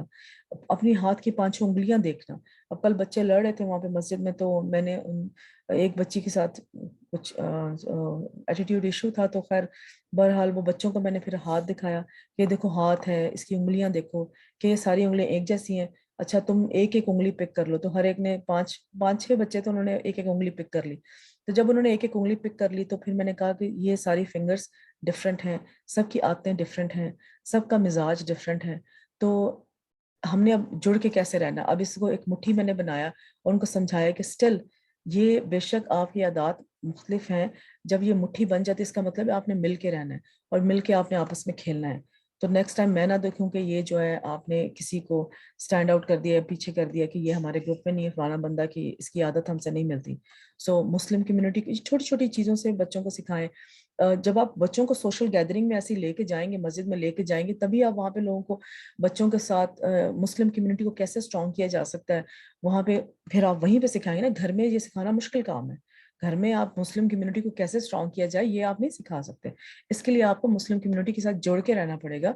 आपको मस्जिद में जाके, जहाँ पे कम्युनिटी सेंटर्स है मुसलमानों के, या जहाँ पे मुस्लिम गैदरिंग्स होती हैं वहाँ पर, या आप सोशल गैदरिंग कहीं पे करते हैं तो वहाँ पर ये चीज़ें फिर बच्चों को कि मुस्लिम कम्युनिटी स्ट्रॉन्ग कैसे बन सकती है। तो इन छोटी छोटी बातों पे, अब ये पढ़ने में तो मुश्किल लगता है, अच्छा कैसे हम करेंगे कि कुरान पे तदब्बर कैसे करें, कुरान पे पॉन्डर कैसे करें। तो ये कुरान पे पॉन्डरिंग यही होती है कि छोटी छोटी मिसालें जब आप सीखेंगे, बच्चों को सिखाएं, बड़ों को सिखाएं, आपस आपस में बैठ के डिस्कशन करें, तो फिर ये आप बच्चों को जो है ना, फिर आसान हो जाती हैं चीज़ें, बिल्कुल भी मुश्किल नहीं होती। कुरान को अपने अमल में लाना बिल्कुल कोई मुश्किल काम नहीं है। सिर्फ ये है कि आप अपने माइंड, और आजकल माशाल्लाह टेक्नोलॉजी का दौर है, हर कोई बंदा जो है वो इतनी मुश्किल चीज़ मोबाइल, इंटरनेट और ये चीज़ें सीख सकता है, तो वो ये भी चीज़ें सीख सकता है कि कुरान की जो भी बातें हैं, हमने प्रैक्टिकल टिप्स कैसे उसको लेकर आना है। तो उसके भी इंसान, सिर्फ सोचने की बात है, सिर्फ आप अपने माइंड में लाएं कि करना कैसे है, तो वो आप खुद ही प्लान कर लेंगे, और आप खुद ही प्लान हो जाएगा इंशाल्लाह। और अल्लाह ताला उसमें ज़रूर आपकी मदद करेंगे कि जो भी आपके स्किल्स हैं उसके अकॉर्डिंगली प्लान करेंगे, किस तरह से मैं ये मेरे स्किल्स यूज़ करके, तो मैं कुरान को जो, और यकीन जाने कि जो भी आपके स्किल्स हैं, ठीक है, जो भी आपके स्किल्स हैं, आपके स्ट्रॉन्ग स्पीकिंग स्किल्स हैं, आपके ड्राइंग स्किल्स हैं, आपके पास टेक्नोलॉजी के कोई स्किल्स हैं, आपके पास अच्छा खाना बनाने के स्किल्स हैं, आपके पास अच्छी सफाई करने के स्किल्स हैं, कुछ भी स्किल्स अल्लाह ताला ने कोई सी इंसान को स्किल्स के बगैर नहीं, उन स्किल्स को यूज करते हुए कुरान को प्रैक्टिकली अपनी जिंदगी में लेकर आना, यकीन जाने कुरान एक ऐसा मौजज़ा है कि आप प्रैक्टिकली उस चीज को, कुरान के जो प्रैक्टिकल पॉइंट्स हैं, अपने स्किल्स के जरिए आप कन्वे कर सकते हैं। It's so very easy, so easy, आप करके तो देखें। अहले इल्म का कुरान से फायदा उठाना, और ये मिसालें हैं जो हम लोगों के लिए बयान करते हैं और इन्हें सिर्फ जानने वाले ही समझते हैं। यानी कि जिनके पास जो स्किल्स है ना, उसको कुरान की जो भी बात है, हुक्म जो भी है, उसको उसके अकॉर्डिंगली यूज करें, तो वो करना आसान हो जाएगा। फॉर एग्जाम्पल, आपके पास खाने के स्किल्स हैं, आप सोशल गैदरिंग में जा रहे हैं, अपना अच्छा खाना बना के लेकर जाएं, और जो है लोगों को खिलाएं और अल्लाह की कुछ छोटी सी बात कर दें, ठीक है ना। तो लोग आपका खाना अगर पसंद करते हैं तो आएंगे जरूर खाना खाने के लिए, और फिर आप उसमें अल्लाह की बात कर दें, सिंपल।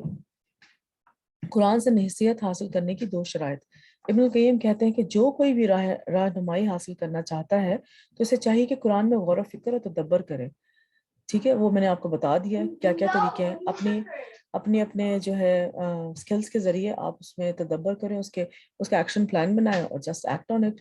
इब्न तैमिया रहमतुल्लाह ने कहा, जो कोई भी रहनुमाई हासिल करने के लिए कुरान में तदब्बर करता है तो हक का रास्ता इस पे वाज़ेह हो जाए। बार बार हम यही बात पढ़ें कि जो भी कुरान को पढ़ेगा, आसानी उसके लिए पैदा अल्लाह ताला जरूर कर दे। और ये मौजज़ा है, ये एक मौजज़ा मिरेकल है कि ये जो है कुरान को जो भी पढ़ता है उसके लिए वो इजी हो जाता है, उसको उसको समझना, उस पर अमल करना, उसको लोगों तक पहुंचाना। सिर्फ ये है कि आपने अपने हिसाब से अपना एक्शन प्लान बनाना है। इसकी दो शराइत हैं, तदब्बर और हिदायत की तलाश।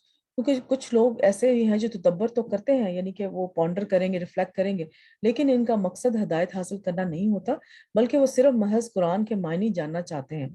बहुत सारे लोग आपको प्रोफेसर फैकल्टी मिलेगी ऐसी कि जो वो कुरान का उन्होंने पूरा मुताला, आपसे ज्यादा पता होगा, हर किसी एक मुसलमान से ज्यादा पता होगा, और वो जो है वो कुरान को आगे पढ़ाते भी हैं, और जो है वो इस्लामिक स्टडीज और ये सारा, और मगर है वो नॉन मुस्लिम, ठीक है। यानी उनको हर चीज पता है कुरान की, मगर दिल में नहीं उतरा उनके।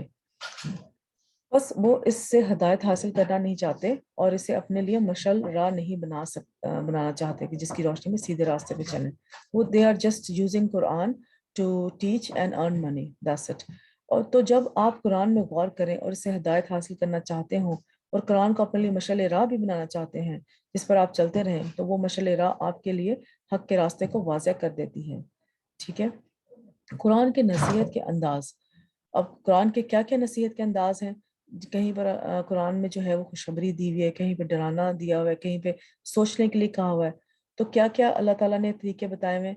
सूरह बकरा में अफला ताक़िलून, अल्लाह ताला फरमाते क्या तुम नहीं समझते, यानी कि सिंपल सी बात होगी, और उसको अल्लाह ताला ने लाइक उसमें सोचने का तरीका अल्लाह ताला ने बताया हुआ है कि सिंपल सी बात है, तुम्हें समझ नहीं आ रही, ठीक है।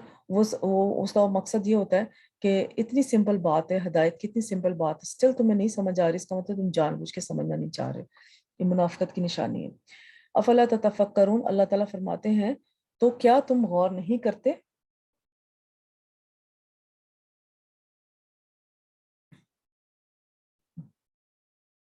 تو کیا تم غور نہیں کرتے کہ جہاں پہ غور کرنے والی بات ہے وہاں پہ انسان کو غور کرنا چاہیے. اور وہ بڑے آرام سے، بڑے بڑے خوبصورت طریقے سے اللہ نے جو جو ایگزامپلس دی ہوئی ہیں، فار ایگزامپل جو جو ایگزامپلس اللہ تعالیٰ نے دی ہوئی ہیں اس میں جو ہے وہ غور کرنا اور اس کو سمجھنا ایک 5-6 سال کا بچہ بھی سمجھ جاتا ہے. بہت آسان ایگزامپلس دی ہوئی ہیں. ٹھیک ہے. افلا تتذکرون، اللہ تعالیٰ فرماتے ہیں تو کیا تم نصیحت حاصل نہیں کرتے؟ کہ سمپل سی بات ہے اور تمہیں نصیحت حاصل نہیں کر رہے اس سے. تو مختلف طریقوں سے مختلف اچھا پھر ایک یہ ہے کہ ایک بات سمجھانے کے لیے اللہ تعالیٰ نے پھر مختلف حکمت والی باتیں، مختلف واقعات، مختلف جو ہیں وہ ایسی تدبر کرنے والی باتیں وہ بتائی ہوئی ایک بات سمجھانے کے لیے.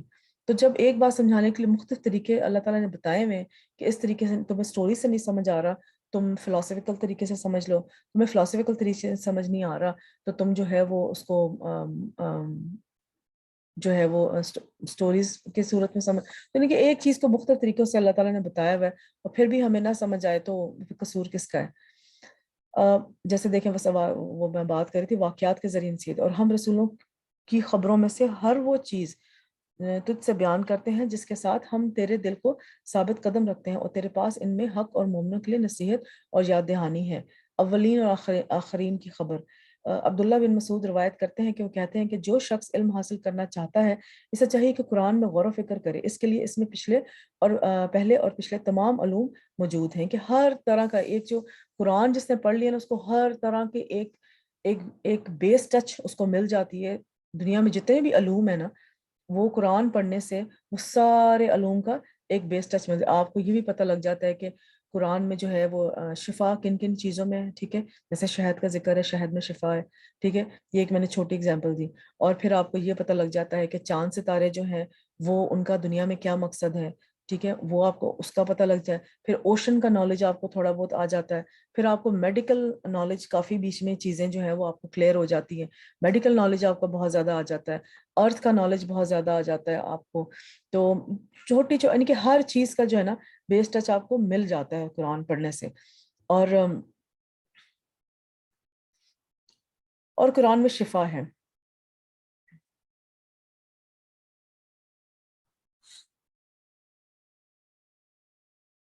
اور پھر ہم دیکھتے ہیں قرآن میں شفا. نصیحت کی بات تو ہم نے کر لی، اب شفا اس میں کیسے ہے. ابن القیم رحمۃ اللہ کہتے ہیں قرآن سینے کی بیماریوں کے لیے شفا ہے، اور یہ ان وسوسوں، خیالات اور فاسد ارادوں کو ختم کر دینے والا ہے جو شیطان دل میں ڈالتا ہے. جب آپ کو پتہ ہوگا کہ ان وسوسے، ان خیالات، نیگیٹو فیلنگز اور جو کسی کے بارے میں کوئی برا سوچنا، یہ سب چیزیں اگر آپ قرآن سے سیکھیں گے اور ان کو ختم کرنے کی کوشش کریں گے تو یہ آپ کے سینے کی بیماریاں ختم کر دے گا اور پھر شفا ہے آپ کے لیے. ٹھیک ہے. سینے کو خاص کرنے کی وجہ کیا ہے؟ وشفا لما فی الصدور میں خاص طور پر سینے کا ذکر کیا گیا کیونکہ دل اور دیگر اعضاء کا مقام ہے، اور دل کے وہاں موجود ہونے کی وجہ سے یہ انسان کی سب سے عظیم جگہ ہے. دل کی لا علاج بیماریوں کی شفا، اور مقصد یہ ہے کہ یہ دلوں کے لیے شفا ہے، اور یہ دلوں کی بیماریاں ہی ہیں جو کہ لا علاج اور بہت شدید تباہ کن ہوتی ہیں. دل کی 2 قسمیں ہیں. اس کی وجہ یہ ہے کہ دل علوم اور نظریات اور اخلاق کا ستون ہے، اور اس کی 2 قسمیں ہیں. ایک دل وہ ہے جو ایمان سے آباد ہوتے ہیں، علم و ہدایت کے نور سے بھرے ہوتے ہیں اور یہ دل زندہ ہوتے ہیں، اور دوسرے وہ دل جو ایمان سے خالی ہوتے ہیں اور وحی کے علوم سے خالی ہوتے ہیں، بس یہ مردہ دل. اب دل کو زندہ کیسے کرنا ہے؟ اللہ تعالیٰ کے احکامات کو پڑھیں، ان سے عمل کریں، اور دل میں جو ہے نا ایمان کی طاقت رکھیں. اور جب دل میں ایمان کی طاقت ہوگی تو ہر بات میں ہم اللہ پہ توکل کریں گے. جب ہم ہر بات پہ اللہ پہ توکل کریں گے اس کا مطلب ہے ہم نے لوگوں سے ایکسپیکٹیشنز ختم کر دی اور یا کم کر دی، بالکل ختم ہی کر دی. تو آہستہ آہستہ نا تو وہ جب وہ توقعات جو ہے صرف اللہ تعالیٰ کے ساتھ ہو جاتی ہیں تو دل کسی انسان سے خفا نہیں ہوتا کہ میں نے اس کے لیے اتنا کچھ کیا تھا اس نے میرے لیے کچھ بھی نہیں کیا. تو یہ دل کبھی بھی کسی انسان سے خفا نہیں ہوگا. جب وہ کوئی خفا نہیں ہوگا تو اس کا مطلب نیگیٹو فیلنگز نہیں آئیں گی. نیگیٹو فیلز نہیں آئیں گی تو اس کا مطلب ہے کہ آپ ہر وقت پازیٹیو رہیں گے. جب آپ ہر وقت پازیٹیو رہیں گے آپ کی ہر وقت پاور، آپ کی ول پاور جو ہے وہ ہر وقت پازیٹیو رہے گی، وہ آپ کی ول پاور اسٹرانگ کرے گی. جب آپ کی ول پاور اسٹرانگ ہوتی ہے آپ اللہ پر توکل کر کے ہر چیز اللہ کے ذمہ چھوڑ دیتے ہیں کہ اللہ تعالیٰ ہی کرنے والا ہے اور وہی اس بات کو جو ہے وہ میرے لیے آسان کر دے گا. یا جو بھی معاملہ ہے، یا بیماری ہے یا کوئی مشکل ہے، جب آپ کی ول پاور اسٹرانگ ہوتی ہے تو ول پاور اسٹرانگ ہونے سے آپ کی امیونٹی اسٹرانگ ہوتی ہے. جب آپ کی امیونٹی اسٹرانگ ہوگی تو آپ ویسے ہی صحت مند رہیں گے، ٹھیک ہے، اور بیماریوں سے ویسے بھی نجات آپ کو حاصل ہو جائے گی. تو یہ ایک تو آپ کی اخلاقی بیماریاں جو آپ کی مورل ایشوز ہیں وہ اس کو ٹھیک کریں گے جب قرآن سے. تو آپ کی جو ہے وہ فزیکل بیماریاں جو آپ کے جسم کی بیماریاں وہ خود بخود ٹھیک ہو جائیں گی. جب آپ کی امیونٹی اچھی ہوگی، آپ کی ول پاور اچھی ہوگی تو وہ آپ کے جسم کی ہر بیماری کو دور کر دے گا. ٹھیک ہے، تو یہ ایک بہت ہی خوبصورت فائدہ ہے قرآن سے جو کہ ہم حاصل کر سکتے ہیں انشاءاللہ. اللہ تعالیٰ ہمیں اس کی توفیق دے. اور دل کے مردہ ہونے کے دو اسباب ہیں. اب دل کے مردہ ہونے کے کیا اسباب ہیں کہ دل مردہ کیوں رہتا ہے؟ جہالت. جہالت جو دنیا کا جو ہم علم حاصل کرتے ہیں نا وہ تو چلو وہ دوسری بات ہے، مگر قرآن کا علم قرآن کا علم حاصل کرنا فرض ہے. بہرحال ہم سب پہ قرآن کا علم حاصل کرنا ہم سب پہ فرض ہے. تو جو قرآن کا علم حاصل نہیں کرتا وہ جاہل ہے. ٹھیک ہے، تو ہم اپنا انالیسس کسی کا نہیں کرنا، اپنا انالیسس کریں کہ ہم کتنے جاہل ہیں کہ کتنے نہیں ہیں. ٹھیک ہے، اور دل اس جہالت کو دور کرنے سے ہم اپنا دل آباد کریں گے. اور تکبر، دل جب مردہ ہوتا ہے نا تو انسان اپنا انالیسس کرے کہ کیا میں تکبر میں تو نہیں آ رہا یا آ رہی. ٹھیک ہے، تو یہ دو چیزیں جو انسان کے دل کو مردہ کرتے ہیں. جہالت دل اور ایمان اور نور کے درمیان رکاوٹ بن گئی. کیا آپ کا دل ہے اور دل میں جہالت ہے، ٹھیک ہے، پھر ایمان کا اندر داخل ہونا، نور کا اندر داخل ہونا مشکل ہو جاتا ہے. وہ ایمان اور نور اندر تبھی آئے گا جب آپ کا قرآن کے ساتھ اٹیچمنٹ ہوگی. آپ کا قرآن پڑھیں گے، پڑھائیں گے، اس کو جو ہے وہ اس کو دل میں اتاریں گے، اپنے اعمال میں اتاریں گے. تو وہی بات آ گئی نا کہ ایک دل میں یقین ہے، زبان سے آپ نے اس کا اقرار کیا ہے، اور آپ کے جو باڈی پارٹس ہیں، آپ کے جو اعضاء ہیں اس کا شکر کر رہے ہیں، اس کو عمل میں لے کے آ رہے ہیں. بہت سمپل سا پروسیس ہے، صرف دل سے سٹارٹ کرنا ہے اور باقی کام خود ہی ہوتے جانا ہے. قرآن جہالت کو ختم کرنے کا ذریعہ ہے. تو جب جہالت ختم کر دی جائے تو دل ایمان کے ساتھ لہلہانے لگتا ہے اور قرآن سے منور ہو جاتا ہے. اور اکثر کافروں کے دلوں کی یہی صورتحال ہے کہ جہالت ان کے دل اور ایمان اور نور کے درمیان رکاوٹ بن چکی ہے. اللہ تعالیٰ نے ان کے بارے میں فرمایا بل اکثرهم لا يعلمون الحق فهم معرضون. سورہ انبیاء میں، بلکہ ان کے اکثر حق کو نہیں جانتے سو وہ منہ پھیرنے والے ہیں. قرآن میں 3 طرح سے شفا ہے. شفا کے 3 معنی ہیں. ایک یہ ہے کہ گمراہی سے شفا ہے کیونکہ اس میں ہدایت ہے. تو جب ہم کسی چیز میں گمراہی میں مبتلا ہیں، فار ایگزامپل یہ جو میں نے پہلے بات کی چغل خوری کی ایگزامپل ہم لے لیں، تو اگر کسی کو نہیں پتا کہ چغل خوری جو ہے وہ ایک بری بات ہے یا ایک گناہ کبیرہ ہے، جھوٹ بولنا گناہ کبیرہ ہے، تو جب اس سے نہیں بچے گا تو اس سے آپ کو خود ہی پتا ہے کہ کیا کیا معاشرے میں کیا کیا برائیاں پیدا ہو سکتی. معاشرے کو تو چھوڑ ہی دیں، گھر میں کیا کیا برائیاں پیدا، خاندان میں کیا کیا برائیاں پیدا ہو سکتی ہیں. تو سب سے پہلے جب ہم وہ چھوڑیں گے تو ہمارا گھر اچھا ہوگا، ہمارا فیملی سسٹم ایک بنے گا اچھے خاندان کے.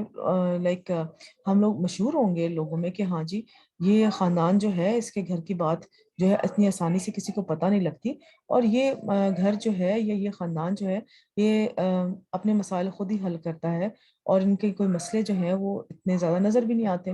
تو ایک آپ کی عزت ایک وقار بنے گا آپ کا خاندان میں جب آپ اس کی ہدایت کو حاصل کریں گے. ایک سمپل سے ایک معاشرتی بیماری کو جب آپ دور کریں گے تو وہ آپ کے لیے ایک باعث ایک آپ کے لیے اچھی چیز آگے ہوگی. آپ ایک اچھے طریقے سے جانے جائیں گے. ٹھیک ہے، یہ تو میں آپ کو ایک بات بتا دی کہ جب آپ ہدایت حاصل کرتے ہیں تو گمراہی سے شفا ہے. ٹھیک ہے، پھر دوسرا کیا ہے، کیسے شفا ہے؟ یہ بیماری سے شفا ہے کیونکہ اس میں برکت ہے. ایک تو قرآن پڑھنے کے اٹ سیلف اس کی برکت ہے. ٹھیک ہے، رقیہ جیسے لوگ کرتے ہیں قرآن کی آیات سے، تو سنت کا طریقہ ہے، اس میں برکت. سورۃ الفاتحہ رقیہ ہے، اور 7 دفعہ پڑھ کے اس کو دم کریں پانی کے اوپر تو وہ آپ کو شفا ضرور دے گا. دل میں یقین کے ساتھ کریں.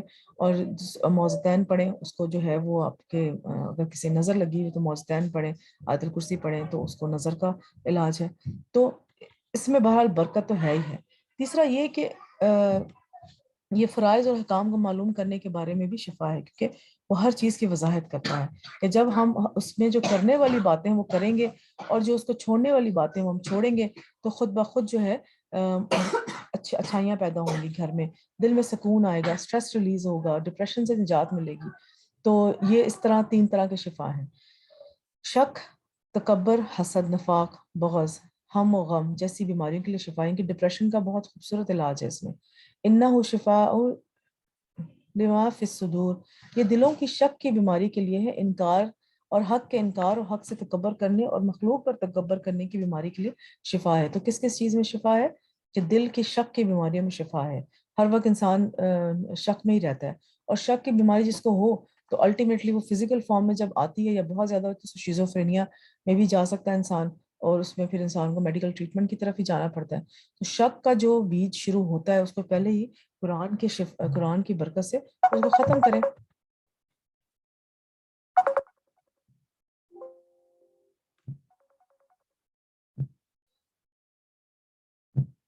اور سینوں میں کیا؟ اور ریاکاری، شو آف کرنا، ٹھیک ہے۔ شو آف انسان تبھی کرتا ہے جب انسان کے دل میں اللہ تعالیٰ کی لیے خالص وہ کام نہ کر رہا ہو۔ افطاریاں ہو رہی ہیں صرف شو آف کرنے کے لیے، میں کتنا اچھا کھانا بناتی ہوں، یا اتنے لوگوں کو میں نے کھانا کھلایا ہے، تو یہ شو آف کرنے کے لیے، اللہ کی رضا حاصل کرنے کے لیے نہیں، ٹھیک ہے۔ نفاق کہ دل میں کچھ اور منہ پہ کچھ اور باتیں کچھ اور کام کچھ، حسد، جلسی، ٹھیک ہے۔ جب آپ اپنا انالیسس کریں کہ مجھے کسی سے حسد تو نہیں ہو رہی، تو حسد کا انالیسس کیسے کرنا ہوتا ہے کہ آپ جو ہے وہ یہ دیکھیں کہ اگر آپ کو کوئی چیز اچھی لگ رہی ہے، ہر انسان کی نیچرل بات ہے کہ ہر انسان کو کوئی نہ کوئی چیز اچھی لگتی ہے، مگر آپ کسی کے پاس وہ چیز ہے اور آپ کو اچھی لگ رہی ہے اور آپ کا دل چاہ رہا ہے کہ وہ چیز آپ کے پاس بھی ہو، یہ بھی نارمل پروسیس ہے، کوئی بات نہیں، ہوتا ہے انسان کا، کسی کو چیز اچھی لگتی ہے تو آپ کا دل چاہتا ہے کہ آپ کے پاس ہی ویسی چیز ہو۔ اس کی سب سے بڑی مثال میں آپ کو دوں، حضرت زکریا علیہ السلام نے جب حضرت مریم علیہ السلام کو عبادت کرتے ہوئے دیکھا تو انہوں نے جو ہے وہ دل میں خواہش کی کہ میری بھی اولاد ہوتی تو ایسے اللہ تعالیٰ کی عبادت کرتی، تو اللہ تعالیٰ مجھے بھی اولاد عطا کرے۔ حالانکہ وہ عمر کے اس حصے میں تھے کہ بالکل وہ بوڑھے ہو چکے ہوتے ہیں، وہ اسٹل اللہ تعالیٰ نے ان کو اولاد دی۔ تو یہ ایک دل میں حرص لے کے آنا کہ مجھے یہ چیز چاہیے تو یہ کوئی بات نہیں، مگر جب آپ یہ سوچیں کہ اس کے پاس ہے تو یہ اس کا حق نہیں ہے، اس کے پاس نہیں، یہ میرے پاس ہونی چاہیے تھی، تو چھن کے میرے پاس آ جائے۔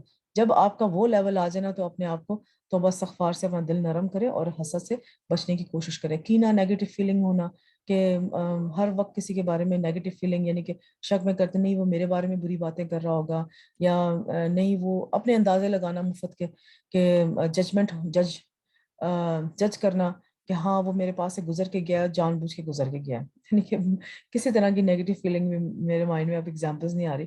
بغض رکھنا کہ کسی طرح اس کو جو ہے نا میں نیچے دکھا دوں گا، بچوں میں بہت ہوتا ہے کمپٹیشنز، ایسے انہیلدی کمپٹیشنز کرنا کہ جس میں جو ہے وہ فائدہ نہیں ہو رہا، نقصان ہو رہا ہے، اگلے کو تکلیف دینے کے لیے کمپٹیشن کرنا کہ میں آگے بڑھ جاؤں اور جو ہے اس کو جو ہے وہ زج کروں، اگلے کو میں تکلیف میں پہنچاؤں۔ فار ایگزامپل ہمارا یہ کل ہمارا ون ڈش تھا افطار پارٹی میں، تو ہم اس میں جو تھی میں نے ایسی just for the fun theme بنائی کہ اس دفعہ پاستا تھیم ہوتا ہے تو ہم پاستا دیکھتے ہیں کس کا اچھا بنا کے لاتا ہے، تو بس وہ گروپ پہ چیٹنگ ہوتی رہی، اچھا وہ یہ بنا کے لائے گا، پاستا کا یہ بنا کے لائے گا، اور پھر وہ جو ہے وہ ایک ہیلدی کمپٹیشن تھا، ایک دوسرے کو جو تھے ہم لوگ کمنٹس پاس کر رہے تھے، اچھا وہ آ رہا ہے تو بس میرا پاستا تو فیل ہو ہی جائے گا، اور یہ یعنی کہ پتہ لگ رہا تھا کہ یہ ایسے نہیں ہے کہ کوئی انہیلدی کمپٹیشن ہو رہا ہے۔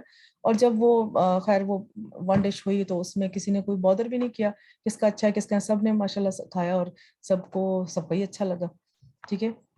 تو ایسے ہیلدی کمپٹیشن جو ہیں یہ اچھی بات ہے، کرنے چاہیے، مگر انہیلدی کمپٹیشن نہیں کرنے چاہیے، وہ بچوں کو شروع سے سکھائیں کہ انہیلدی کمپٹیشن سے آپ کیسے بچ سکتے ہیں۔ اور مومنوں کے لیے عداوت کی بیماریوں کی شفا ہے کہ اگر کوئی اللہ کا کام کر رہا ہے، دین کا کام کر رہا ہے، ان کو جو ہے وہ تکلیف نہ دینا، ان کے لیے آسانیاں پیدا کرنا، ان کے لیے دل میں نہ رکھنا کوئی بری بات، ان کے لیے جو ہے وہ مشکلات نہ پیدا کرنا، تو وہ اگر دل میں آ رہا ہے کہ یہ آج اس کا لیکچر ہے یا آج یہ اللہ کی بات کرے گا تو کسی طرح میں اس کو روک لوں اللہ کی بات کرنے سے، تو اس طرح کے کام جو ہے نا وہ انسان جب کرتا ہے مومنوں کے لیے تو یہ بھی بیماریوں کی ایک وجہ ہے۔ تو یہ چلیں میں نے چھوٹی چھوٹی ایگزامپلس دیکھ کے خود بھی میں نے اپنے ریمائنڈ بھی کرا لیا اور आप लोगों को भी समझा दिया। तो ये सीने की बीमारियां जैसे कि परेशानी, गम और बेकरारी के लिए भी शिफा है, कि आप परेशान है बहुत ज्यादा, एक कभी कभी होता है ना कि परेशानी हो रही है, पता नहीं लग रहा किस बात की परेशानी है, तो कुरान खोल के पढ़ना शुरू कर दे, ऊंची ऊंची आवाज में अपने आप को सुनाए, तो वो परेशानी एक वो डिस्ट्रैक्शन हो जाएगी ना आपकी, और वैसे भी कुरान जो है वो फरिश्ते आएंगे, आपकी वो परेशानी दूर होगी। शैतान ने अगर वो परेशानी करवा रहा है फजूल में, तो वो शैतान भाग जाएगा। गम और बेकरारी के लिए शिफा है, कुरान में तो बहुत ज़्यादा शिफा है, गम है, बेकरारी है। अक्सर ये होता है कि जब आप कुरान खोल के पढ़ते हैं, कोई भी आपको तकलीफ है, कोई गम है, कोई परेशानी है, तो उसमें मैंने तो अक्सर लोगों से सुना है कि उसको इस चीज़ का हल मिल जाता है उसी वक्त ना। वो ऐसी आयत तो कुरान की सामने आती है, ये भी मौजज़ा है कुरान का, कि आप जब खोल के पढ़ेंगे तो ऐसा लगेगा कि आपके इश्यूज डिस्कस हो रहे हैं, और आपके इश्यूज डिस्कस हो रहे हैं, उनके सोल्यूशन अल्लाह ताला आपको बता रहे हैं।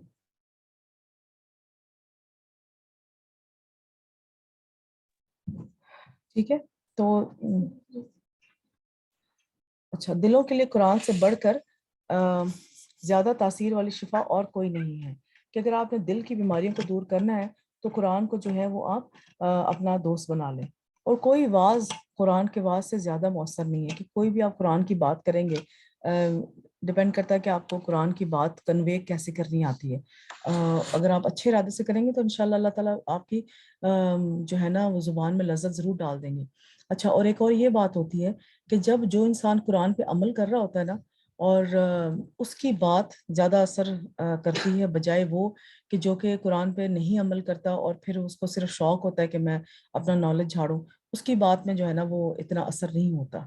तो ये सुनने वाले और जो लोग जो जिनको थोड़ा बहुत अंदाज़ा होता है, तो वो उस वक्त ये अंदाज़ा हो जाता है कि वो दिल में बात उतर रही है या नहीं उतरी। ये एक टीचर सिलेक्शन के लिए भी एक बड़ा अच्छा पॉइंट है। अक्सर बच्चों के लिए टीचर जब हम तलाश करते हैं, कोई भी कुरान का हो या दुनिया का कोई टीचर हो, तो तलाश करते हैं, तो वो जब वो बात करने के स्टाइल से पता लग जाता है कि ये टीचर वाकई असल टीचर है कि नहीं है। तो ये एक्सपीरियंस से भी ये बात पता लगती है, खैर एक्सपीरियंस से भी आती है। मगर एक टिप ये है कि उसकी जब वो बात करेगा ना वो टीचर, तो वो उसकी बात दिल को लगेगी जाके।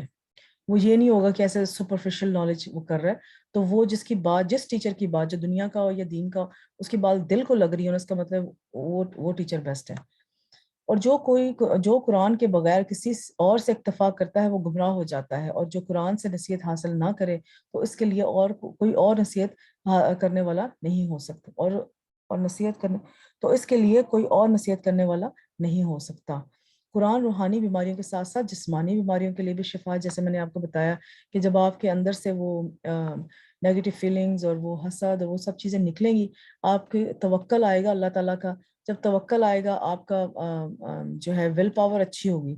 लोगों से जो है वो आप बेनियाज हो जाएंगे ना, लोगों की बातों से, लोगों की हरकतों से अब बेनियाज हो जाएंगे। जब बेनियाज हो जाएंगे तो आपकी विल पावर अच्छी हो जाएगी, तवक्कल जब अल्लाह पे करेंगे, विल पावर अच्छी होगी, आपकी इम्यूनिटी अच्छी होगी, तो जिस्मानी बीमारियों से निजात।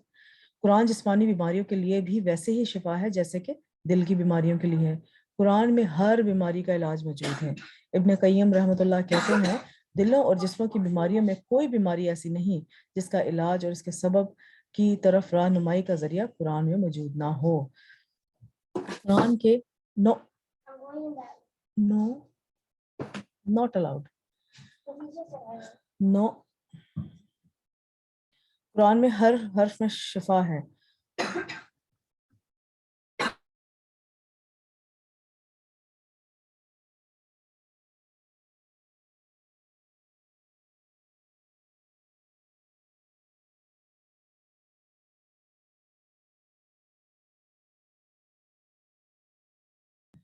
कुरान के हर हर्फ में शिफा है। और हम कुरान में और हम कुरान में हम जो कुछ भी नाजिल करते हैं वो मोमिनों के लिए तो शिफा है। इसका मायने है कि हमने कुरान को बतौर शिफा नाजिल किया है, क्योंकि इसमें मौजूद हर हर्फ शिफा देता है। और कुरान से शिफा हासिल करना सिर्फ इसके बाज हिस्से के साथ महसूस नहीं है। किसी भी यानी कि ये नहीं है कि आपने एक आयत या एक चीज को जो है ना वो आपने, जो सुन्नत से साबित है वो तो ठीक है, मगर आप जो है जो चीज़ें सुन्नत से साबित नहीं है उनको आप इस तरह से पढ़ें اور گن گن کے پڑھیں کہ یہ جو ہے اس سے شفا حاصل ہوگی، یہ طریقہ ٹھیک نہیں ہے۔ جو حضور صلی اللہ علیہ وسلم سنت میں بتایا وہ تو ٹھیک ہے، جیسے کہ سورہ فاتحہ کو 7 دفعہ پڑھنا، معوذتین جو ہے ان کو پڑھ کے اپنے اوپر پھونکنا نظر کے حوالے سے، مگر اور اس کے علاوہ یہ چیزیں جیسے سنت سے ثابت ہے، جس سنت سے جو چیزیں ثابت نہیں ہیں ان کو بار بار پڑھنا اور یہ سمجھ کے پڑھنا کہ اس سے شفا ملے گی، اور اس کے معنی اور مفہوم کو نہ سمجھنا، تو اس سے تعلق نہیں ہے شفا کا۔ کسی بھی قسم کی بیماری رب کے کلام کا مقابلہ نہیں کر سکتی۔ یہ وہ کلام ہے کہ اگر پہاڑوں پر نازل ہو جاتا تو اس کے ٹکڑے ٹکڑے ہو جاتے، اور اگر یہ زمین پر نازل ہو جاتا تو اس کو بھی ریزہ ریزہ کر دیتا۔ آپ نے اکثر دیکھا تراویح میں پیاس بڑی لگتی ہے، قرآن سن رہے ہوتے ہیں نا، تو وہ ظاہری بات ہے بھاری کلام ہے، اور حضور صلی اللہ علیہ وسلم نے کیسے اس کلام کو اپنے اوپر لیا کہ ان کی طبیعت کافی خراب ہو جاتی تھی جب وہ اس قرآن کو اپنے اوپر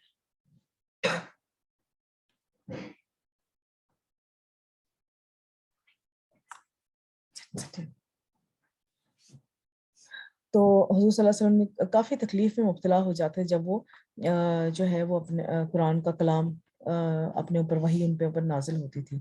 تو جب ہم بھی قرآن پڑھتے ہیں تو اکثر جب قرآن کی تلاوت وغیرہ کرتے ہیں تو جو ٹیچرز ہوتے ہیں وہ کہتے ہیں کہ ساتھ پانی کی باٹل رکھ لیں کہ پانی بار بار آپ کو پینے کی ضرورت ہو سکتا ہے پیش آئے، کیونکہ پیاس لگتی ہے بیچ میں۔ تو جب قرآن آپ کی فزیکلی اتنا اثر کر سکتا ہے تو قرآن کا کلام جب آپ پڑھ کے سمجھ کے اس کو اپنے اوپر اپلائی کریں گے تو کیسے آپ کی جو ہے وہ بیماریاں دور نہیں ہوں گی؟ انشاءاللہ ضرور دور ہوں گی۔ مکمل یقین سے ہی قرآن سے شفا حاصل ہونا۔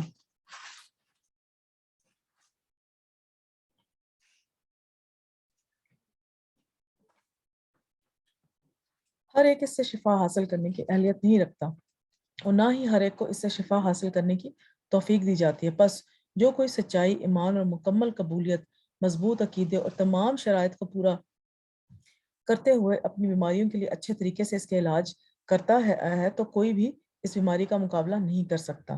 وہی بات آئی تھی، شروعات دل سے ہی کرنی ہے کہ دل میں جتنا یقین ہوگا اتنا ہی وہ شفا حاصل ہوگی۔ اکثر ہم لوگ یہ سوچتے ہیں بچوں کو اگر ہم کہیں کہ 7 دفعہ سورۃ الفاتحہ پڑھ کے اپنے اوپر دم کرو تو اکثر وہ کہتے ہیں نہیں آرام آیا، نہیں آرام آیا، تو پھر کرو، پھر نہیں آرام آیا، اس یقین سے کرو کہ آرام آ جائے گا۔ تو پھر آرام آ جاتا ہے یا کبھی بھی نہیں بھی آتا، تو ساری بات یہ ہے کہ وہ آپ کا جتنا یقین ہے۔ دوائی جب ہم کھاتے ہیں، ڈاکٹر جو پرسکرائب کرتا ہے وہ کھاتے ہیں اس یقین سے کھاتے ہیں ہاں ڈاکٹر نے بالکل صحیح جو ہے نا وہ ہمارا ڈائگنوز کر کے ہمیں دوائی دی ہے، تو اب تو ہمیں ڈیفینیٹلی آرام آئے گا، تو اسے آ بھی جاتا ہے۔ تو جب ہم قرآن کو اس طرح سے پڑھیں گے کہ اللہ تعالیٰ نے یہ بیماری کے لیے شفا دی ہے اور اس سے ضرور آرام آ جائے گا، تو واقعی آ جائے گا۔ قرآن کے علاوہ کسی کلام میں شفا نہیں۔ ابو نصر رملی رحمۃ اللہ کہتے ہیں کہ ہم مکہ میں فضیل بن غیاض رحمۃ اللہ علیہ کے پاس آئے تو ہم نے انہیں درخواست کی کہ ہمیں علم لکھوائیں، تو انہوں نے کہا کہ تم نے اللہ کی کتاب کو ضائع کر دیا اور تم فصیل اور سفیان بن عینیہ کے کلام کو طلب کرتے ہو۔ بس اگر تم خود کو اللہ تعالیٰ کی کتاب کے لیے فارغ کر لیتے تو جو کچھ تم چاہتے ہو تم اس قرآن میں اس کی شفا پا لیتے۔ اور ہم لوگوں کا بھی یہی حال ہے، ہر جگہ جائیں گے، ٹھیک ہے ایک میڈیکل علاج کرانا بالکل جائز ہے، کرنا چاہیے، کیوں نہیں کرنا چاہیے، مگر اس سے پہلے اپنا جو ہے نا اللہ پہ توکل کر کے قرآن سے شفا حاصل کریں۔ ہم لوگ آج کل کیا کرتے ہیں، کوئی بھی مسئلہ پریشانی یا بیماری ہو، قرآن کے علاوہ سارے کام کریں گے، سارے کام کریں گے، صرف قرآن کو نہیں اپروچ کریں گے۔ تو صرف اپنا طریقہ محنت تو ہم لوگ کر رہے ہیں نا کسی بھی پریشانی کو دور کرنے کے لیے، تکلیف کو دور کرنے کے لیے، بیماری کو دور کر محنت تو کر رہے ہیں، وہ بس آپ نے اپنا رویہ تبدیل کرنا ہے۔ محنت قرآن سے پہلے شروع کر دیں اور پھر اسٹیپ فارورڈ کریں، قرآن سے شفا حاصل کریں، اس کے بعد جو ہے وہ آپ رقیہ کریں، اور جو ہے پھر اللہ تعالیٰ کا کلام پڑھیں، نمازیں اپنی اچھی کریں، روزے جو اپنے اچھے کریں، کسی کا حق تو نہیں مارا ہوا، کوئی ایسا گناہ تو نہیں کر بیٹھے، یا گناہ انجانے میں ایسا ہو گیا استغفار کریں۔ تو یہ ساری چیزیں جو ہیں بیماریوں کو دور کرتی ہیں۔ اور جب آپ نے یہ سارے کام کر لیے اور ساتھ میڈیکل جو ہے وہ آپ اپنا علاج وہ بھی رکھیں، مگر دونوں کریں، مگر یہ ہے نا آپ کا دل میں یقین یہ چیز ہو کہ میڈیکل سے تو مجھے پتہ نہیں علاج آنا ہے کہ نہیں آنا، یہ تو میں کر رہا ہوں کیونکہ اس ریکوائرمنٹ، مگر اصل مجھے جو ہے وہ شفا جو ہے قرآن سے آئے گی۔ اور یقین کریں وہ جو اب آپ کریں گے نا کتنی ساری میں ایک خاتون کو جانتی ہوں جو ایک پیشنٹ تھیں، تو ان کا لا علاج بیماری، اب جو ہے وہ جب ان ڈیولپ کنٹریز میں کوئی بیماری لا علاج ہونا، اس کو کوئی ٹریٹمنٹ نہ ہونا، تو وہ یہ ہوتا ہے کہ اس کو کسی نہ کسی ایکسپیریمنٹ میں ڈال دیتے ہیں. تو میرے اپنے مشاہدے میں یہ ہے کہ وہ ایک بندی کو پورے یعنی کہ صوبے میں، پروونس میں صرف 4 لوگوں کو ایکسپیریمنٹ میں ڈالا، اس میں وہ بھی تھی. اب چاروں میں جو ہے وہ ایک خاتون جو تھا اس کا پروگرس بہت اچھی جا رہی تھی، بہت اچھی جا رہی تھی. باقی ایک کی کسی کمپلیکیشن اس نے چھوڑ دی، ایک جو تھا اور اس کو کوئی ایشو ہو گیا، اور ایک سو چل رہا ہے. اور جو سب سے زیادہ جس کا اچھا پروگرس جاری ہے وہ اس بندی کی ہے جو کہ جس کا قرآن کے ساتھ تعلق ہے، اور اس نے قرآن سے شفا حاصل کرنے کی کوشش کی ہے. اب ڈیفینیٹلی قرآن نے تو اس کو شفا حاصل اس نے کی ہے.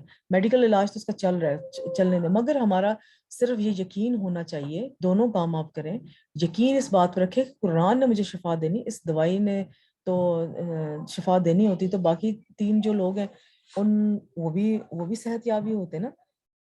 تو یہ یقین رکھیں کہ جو ہے وہ قرآن نے شفا دینی ہے، اور دونوں جو ہے وہ ٹریٹمنٹس اپنے رکھیں.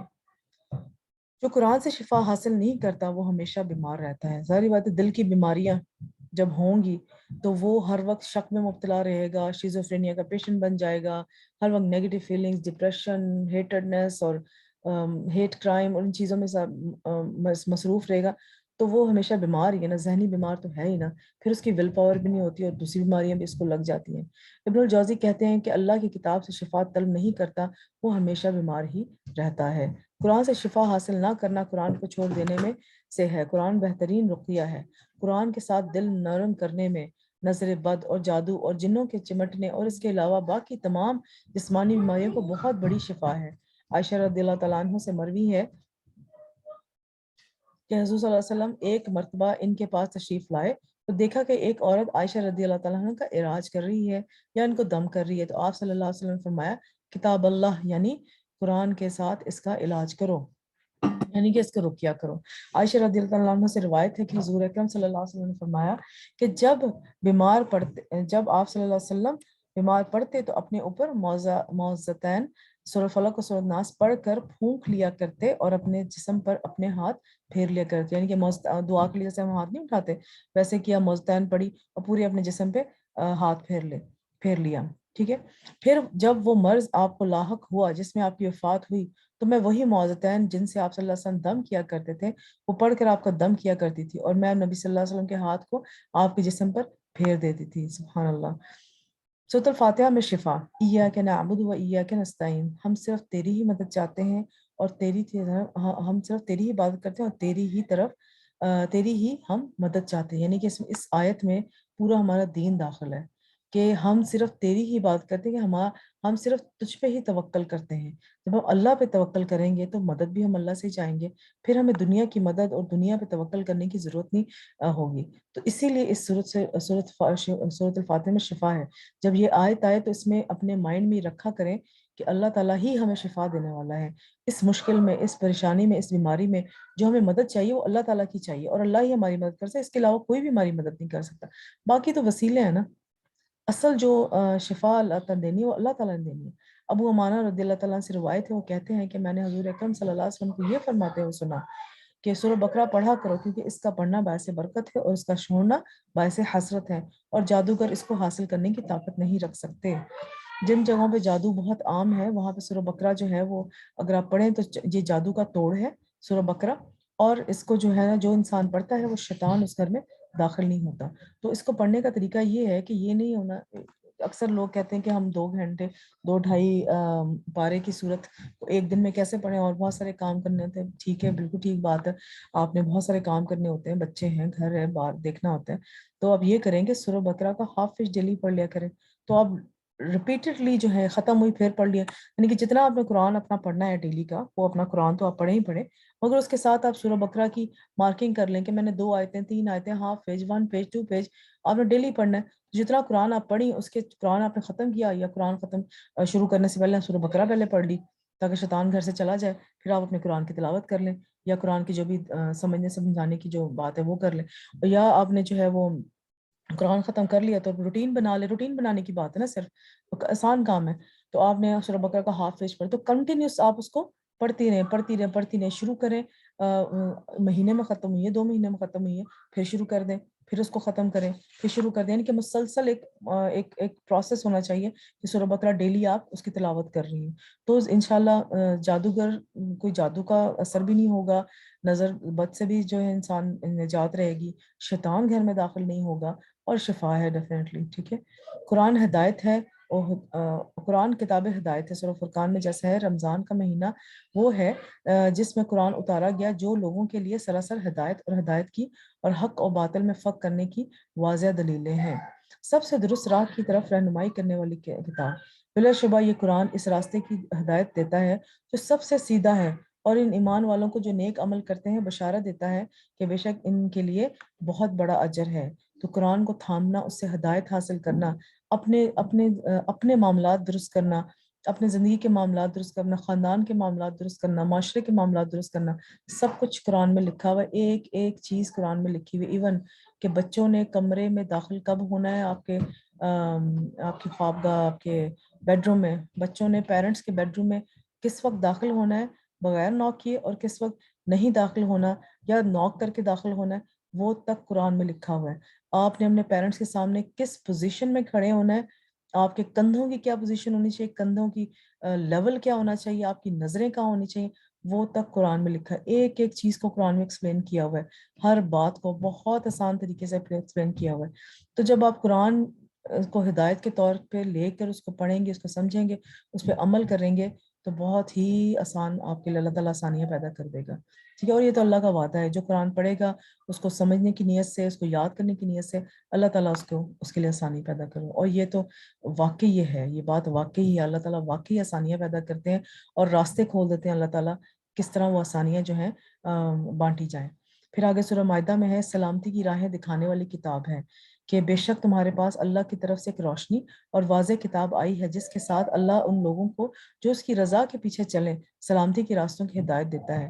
وہی بات آگی کہ قرآن کو آپ اپنا لائلہ عمل بنائے, اپنا ایکشن پلانز جو ہیں جتنے بھی آپ نے کرنے ہوتے ہیں وہ قرآن سے لیا کریں, اور دل میں نیت یہی رکھا کریں کہ یہ اللہ تعالیٰ کے لیے کر رہی ہوں. اپنا دل جو ہے اس میں جو ہے نا ایک, بلکہ گھر میں جو ہے نا ہمیں ایسا کرنا چاہیے, ایک دل کی فوٹو بنا کے نا اس کے اوپر توکل, یقین اور جو ہے صرف اللہ تعالیٰ کے لیے وہ چیزیں بنا کے نا جو ہے وہ لگا لیں, تاکہ ہم بار بار ریمائنڈر. اب ویسے بھی یہ ایکسپیریمنٹ سے بھی, یہ ریسرچ سے بھی بات ثابت ہے کہ اگر کوئی اپنا فار ایگزامپل ایکشن پلان بنانا ہے, اس کو لکھ کے سامنے کہیں لگا دیں جو کہ بار بار آپ جگہ وزٹ کرتے ہیں, یا اگر آپ نے کوئی آیت سورت کوئی چیز یاد کرنی ہے, کوئی سبق یاد کرنا ہے اپنا اسکول کا بھی, تو آپ وہ لکھ کے سامنے لگا دیں, تو بار بار اس کو پڑھتے ہیں, صبح شام دوپہر پڑھیں اس کو, تو وہ آپ کو یاد ہو جائے گا. تو اس لیے ہم نے اپنی ایکشن پلان میں کچھ اپنی چیز درست کرنی ہے, اپنے دل کی درستگی کرنی ہے. ٹھیک ہے نا, تو ہم اس ایکشن پلان کو بنا کے لگا دیں کہیں پر بھی جہاں پہ ہمیں وہ بار بار نظر آتا رہے. اور اس سلسلے میں ایک اور بات میں سائڈ پوائنٹ ہے بتاتی چلوں, اگر کسی کو ایشو ہے کہ وہ بار بار ذکر نہیں کر سکتا یا اس کو یاد نہیں رہتا ذکر کرنا, ہوتا ہے نا معاملات میں اتنے ہم بزی ہو جاتے ہیں کہ ہمیں ذکر کرنا یاد نہیں رہتا, تو آپ یہ کریں کہ جو بھی ذکر آپ نے کرنے ہوتے ہیں صبح شام کے, فار ایگزامپل لا الہ الا اللہ کا کلام ہے, استغفر اللہ ہے, سبحان اللہ ہے, الحمد للہ ہے, اللہ اکبر ہے, سبحان اللہ ہے. تو یہ چیزیں جو ہے نا آپ اس طرح سے استغفر اللہ, یہ چیزیں آپ ایسا کریں کہ جہاں پہ آپ کے گھر میں اٹھنے بیٹھنے کی جو جگہ ہے نا, وہاں پر آپ وہ چھوٹے چھوٹے نوٹس کہیں پہ لکھ کے لگا دیں, گاڑی میں لگا دیں کہ بچوں کو پک اینڈ ڈراپ کرنے گئے ہیں تو اس میں گاڑی میں ایک نوٹ لگا دیں, یا وہ جو کیا ہوتا ہے بیک مرر کے اوپر جو ہم ہینگ کرتے ہیں چیزیں, اس میں کچھ اپنا اسکل شو کر کے کچھ لگا دیں, درود شریف اس میں لکھ کے لگا دیں, آیت الکرسی لکھ کے لگا دیں, کہ جب بھی وہ آپ کے سامنے لٹکتا ہوا نظر آئے گا تو آپ کو یاد آ جائے گا, اچھا ہاں میں چلو درود شریف پڑھ لیتی ہوں. ٹھیک ہے, کچن میں لگا دیں, استغفار لکھ کے کچن میں لگا دیں, کہ جب بھی آپ کچن میں جائیں گے استغفار آپ کو نظر آئے گا تو آپ بار بار بولنا شروع کر دیں گے اس کو, استغفار استغفر اللہ پڑھتے شروع. آپ لیونگ روم میں بیٹھی ہوئی ہیں تو آپ الحمدللہ کہیں لگا دیں. ٹھیک ہے نا, یہ چھوٹی چھوٹی چیزیں آپ ریمائنڈرز کے طور پہ اپنے لیے لگائیں, تو انشاءاللہ ذکر ہی ذکر ہوگا ہر وقت اپنے مائنڈ میں. رہنمائی کے ہر معاملے کی طرف رہنمائی دینے والی کتاب ہے۔ سورہ نحل میں ہے، اور ہم نے تجھ پر یہ کتاب نازل کی ہے اس حال میں کہ ہر چیز کا واضح بیان ہے، اور فرمانبرداروں کے لیے ہدایت اور رحمت اور خوشخبری ہے۔ یہ وہی رحمت خاص ہے جو اللہ تعالیٰ کی ان بندوں پر ہے جو قرآن کے اوپر عمل کرتے ہیں۔ تو قرآن میں ہدایت اور نور ہے۔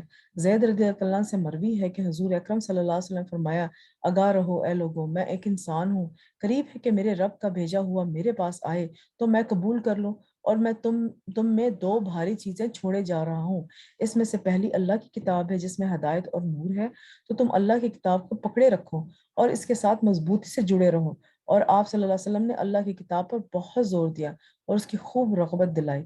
پھر آپ نے فرمایا، دوسری چیز میرے اہل بیت ہیں، میں تم لوگوں کو اپنے اہل بیت کے بارے میں اللہ کی یاد دلاتا ہوں، میں تم لوگوں کو اپنے اہل بیت کے بارے میں اللہ کی یاد دلاتا ہوں، میں تم لوگوں کو اپنے اہل بیت کے بارے میں اللہ کی یاد دلاتا ہوں۔ تو اس کے مختلف معنی ہو سکتے ہیں کہ اہل بیت جو ہیں جو ہیں ان کے ساتھ جو ہے وہ آپ لوگوں نے نرمی کا اچھا رویہ ان کے ساتھ رکھنا ہے، اور جو حضور صلی اللہ علیہ وسلم اہل بیت ہیں، جتنی حدیثیں ان سے ملیں گی ہمیں، اتنی جو ہے وہ حدیثوں کا ایک خزانہ ان کے پاس ہوگا اہل بیت کے پاس۔ تو وہ احادیث کو جو ہے نا سنبھال کے رکھنا ہے، ان کی جو ہے آپ لوگوں نے بے حرمتی نہیں کرنی۔ تو یہ چیزیں تو اس میں زیادہ اس حدیث میں جو ہے زیادہ جو رسول صلی اللہ علیہ وسلم نے بتائی ہوئی بات وہ قرآن، اور کیوں بتائی کہ ہدایت اور نور ہے۔ قرآن کی تعلیم کی بدولت روشنی اور فرقان ملنا، ایک ایسا رسول جو تمہیں اللہ کی واضح آیت پڑھ کر سناتا ہے تاکہ ایمان لانے والوں اور نیک عمل کرنے والوں کو تاریکیوں سے نکال کر روشنی کی طرف لے آئے۔ جب انسان قرآن سے دور ہوگا تو ڈیفینیٹلی وہ اس نور سے دور ہوگا جس میں داخل ہونے کے بعد انسان کے دنیا کی ساری تاریکیاں جو ہے وہ ختم ہو جاتی ہیں۔ تو جو قرآن کے ساتھ جس کا اٹیچمنٹ نہیں ہے، اس کا مطلب ہے وہ جاہل ہے، اس کی وہ تاریکیوں میں ہے، وہ ڈارکنسز میں ہے۔ تو قرآن سے ساتھ دل جوڑنے کا مطلب یہ ہے کہ نور ہی نور ہر طرف ہوگا آپ کے۔ پھر سورۃ النور میں، اے لوگو بلا شبہ تمہارے پاس تمہارے رب کی طرف سے ایک واضح دلیل آئی ہے، ایک ایک کلیئر ایویڈنس ہے، اور وہ کلیئر ایویڈنس کیا ہے؟ قرآن ہے، اور ہم نے تمہاری طرف ایک واضح نور نازل کیا ہے۔ اور نور یہ کیسے ہے کہ جب آپ قرآن سے اچھے کام سیکھیں گے، اچھائی کرنا سیکھیں گے، تو ہر طرف آپ جو ہے وہ اچھائی پھیلائیں گے، گھر اچھا ہو جائے گا، خاندان اچھا ہو جائے گا، بچے اچھے ہو جائیں گے، اور جو ہے وہ معاشرہ اچھا ہو جائے گا۔ تو ہر طرف جو ہے آسانی پیدا ہو جائے گی۔ تو نور ہے نا اللہ تعالیٰ کا، ہر جگہ نور ہی نور ہو جائے گا۔ قرآن کی بدولت حکمت اور دانائی آنا ملنا، جب ہم قرآن کی باتیں پڑھتے ہیں نا، قرآن میں جتنی بھی چیزیں ہمیں بتائیں گی ہم پڑھتے ہیں نا، تو اس کا جو انالیسس جب ہم لوگ کرتے ہیں، اور بہت ایزی انالیسس کرنا، چھوٹے بچے کو بھی بتائیں گے تو وہ بھی اس کو بھی سمجھ آ جائے گی کیا بات ہو رہی ہے۔ تو اس میں آپ کو آپ کی سوچ میں تبدیلی آئے گی، آپ خود ایک ایسی سوچ اور ایسی باتیں اور ایسی جو ہے وہ آپ کے اندر ایک پختگی آئے گی، ایک فرمنس آئے گی، اور ایک کانفیڈنس آئے گا کہ میں جو بات کر رہا ہوں یہ غلط نہیں ہے۔ اور اس سے عقل کی تیزی کا بھی تعلق ہے، ٹھیک ہے؟ جیسے کہ حدیث میں قاب رضی اللہ تعالیٰ عنہ بیان کرتے ہیں، قرآن کو لازم پکڑ لو کیونکہ وہ عقل کو تیزی، حکمت کی روشنی، علم کا سرچشمہ ہے، اور رحمان کی طرف سے نازل ہونے والی کتابوں میں سب سے نئی کتاب ہے۔ اللہ نے تورات میں یہ بات فرمائی ہے، اے محمد میں تم پر جدید تورات نازل کروں گا جو نابینا آنکھوں، بہرے کانوں، غفلت میں پڑے ہوئے دلوں کو کھول دے گی۔ تو عقل کی تیزی اس میں یہ آتی ہے کہ جب آپ سٹوریز قرآن کی پڑھتے ہیں تو آپ کو ایک پتہ لگ جاتا ہے کہ ہاں جی یہ واقعہ ہوا ہے، اس کا یہ انجام ہوا تھا، تو ہم نے زندگی میں ان کہ ہمارا یہ برا انجام نہ ہو تو ہم نے ان باتوں سے بچنا ہے، یا اس سے بچ کے جو ہے نا اپنی زندگی گزارنی ہے۔ یا جن کے اچھے انجام ہوئے ہیں تو ان کے اچھے انجام کیوں ہوئے تھے، کیوں وہ سکسیسفل ہوئے تھے وہ لوگ، تو ہم نے وہ کام کرنے ہیں۔ تو ڈیفینیٹلی آپ کی جو پلاننگ ہے، آپ کی لائف پلاننگ، وہ اگر آپ قرآن سے لے کے کریں گے تو کبھی بھی فیلئر کی طرف آپ لوگ نہیں جائیں گے۔ آزمائشیں آنا یہ ایک دوسری بات ہے، مگر فیلئر نہیں ہوگا آپ کا دنیا میں بھی اور آخرت میں بھی۔ گناہوں سے بچانے کا ذریعہ، شیخ الاسلام ابن تیمیہ کہتے ہیں کہ جب انسان قرآن پڑھے اور اس میں غور و فکر کرے تو یہ ان قوی اسباب میں سے ایک سبب ہے جو انسان کو نافرمانیوں یا ان میں سے بغض سے روکنے والا ہے۔ قرآن کو ہدایت کی غرض سے پڑھنے کی اہمیت، ٹھیک ہے؟ قرآن کے نزول کا مقصد کیا ہے کہ جو کتاب ہم نے ان کی طرف نازل کی ہے بڑی برکت والی ہے، تاکہ لوگ اس کی آیات میں غور و فکر کریں اور اہل عقل اس سے سبق لیں۔ تو جو بھی سبق لے گا اس کا مطلب ہے وہ عقل والے لوگ ہیں، اولو الالباب۔ حسن بصری رحمۃ اللہ کہتے ہیں کہ قرآن اس لیے نازل کیا گیا تاکہ اس پر غور و فکر کیا جائے اور اس پر عمل کیا جائے، لیکن لوگوں نے محض اس کی تلاوت کو اپنا عمل بنا لیا ہے۔ پتہ نہیں کیسے ہمارے یہ مسلمانوں میں یہ بات آ گئی ہے کہ قرآن کو صرف جو ہے نا وہ تلاوت کے لیے ہی رہ گیا ہوا ہے، اور اس کو سمجھنا، اس پہ عمل کرنا جو ہے بالکل ہی ہماری لائف سے ڈیلیٹ ہو گیا ہوا ہے یہ چیزیں۔ تو ایک بچی کا میں نے آپ کو پہلے بھی ذکر کیا تھا کہ اس نے قرآن ابھی نیا نیا پڑھنا شروع کیا، وہ بالکل وہ جیسے شروع شروع میں بچے سٹارٹ کرتے ہیں نا، بالکل ٹوٹ ٹوٹ کے پڑھتے ہیں، توڑ توڑ کے چیزوں کو پڑھتے ہیں، مگر اس نے کہا تھا کہ میں نے قرآن جو ہے، حالانکہ 8 سال کی بچی ہے، اس نے کہا تھا کہ میں نے قرآن جو ہے وہ میں نے بغیر سمجھے نہیں پڑھنا، یہ کیسے ہو سکتا ہے، مجھے کچھ چیز سمجھ نہیں آ رہی ہے اور میں اس کو پڑھ رہی ہوں۔ بہرحال اس کے مائنڈ میں یہ بات آئی تو اس نے اب قرآن جو ہے وہ ٹرانسلیشن کے ساتھ پڑھنا شروع کیا ہوا ہے۔ تو میرے مائنڈ میں ایک بات آئی کہ ہاں واقعی اگر 7 8 سال کا بچہ قرآن سمجھ سکتا ہے، اور اس کو جو 70 80% جو اسٹریٹ فارورڈ باتیں ہیں وہ جو قرآن میں لکھی ہوئی ہیں جو ہے وہ آ سکتی ہیں، سمجھ آ سکتی ہیں، تو وائی ناٹ۔ تو اگر بچے کو پہلا پارہ پڑھتے ہوئے یا پہلی سورت پڑھتے ہوئے 2 3 سال بھی لگ جاتے ہیں، اور 2 3 سال کے بعد وہ ذرا اس کی سپیڈ اپ ہو جائے گا ڈیفینیٹلی، وہ قرآن کو سمجھنے میں بھی ہو، تو کیا فرق پڑتا ہے؟ تو یہ اچھی بات نہیں ہے کہ اور یقین جانے یہ جو شروع کے بچوں کے ایلیمنٹری ٹائم یا مڈل اسکول کا ٹائم ہوتا ہے نا، یہ ان کا اتنا اچھا ٹائم ہوتا ہے، اتنا یہ فارغ ٹائم ہوتا ہے ان کا، کہ اس میں بچے آرام سے جو ہے نا ایک قرآن کا ایک پورا نالج حاصل کر سکتے ہیں۔ تو وائی ناٹ کہ بچوں کو 7 8 سال کی عمر سے قرآن سمجھا کے پڑھانا شروع کیا جائے، انہوں نے تلاوت تو کرنی ہی کرنی ہے نا، تو ساتھ ساتھ ان کو سمجھا بھی دیا جائے تو کیا فرق پڑتا ہے؟ اور پھر یہی بات آ گئی کہ مائیں خود پڑھیں اور پھر بچوں کو ان کے حساب سے پڑھائیں۔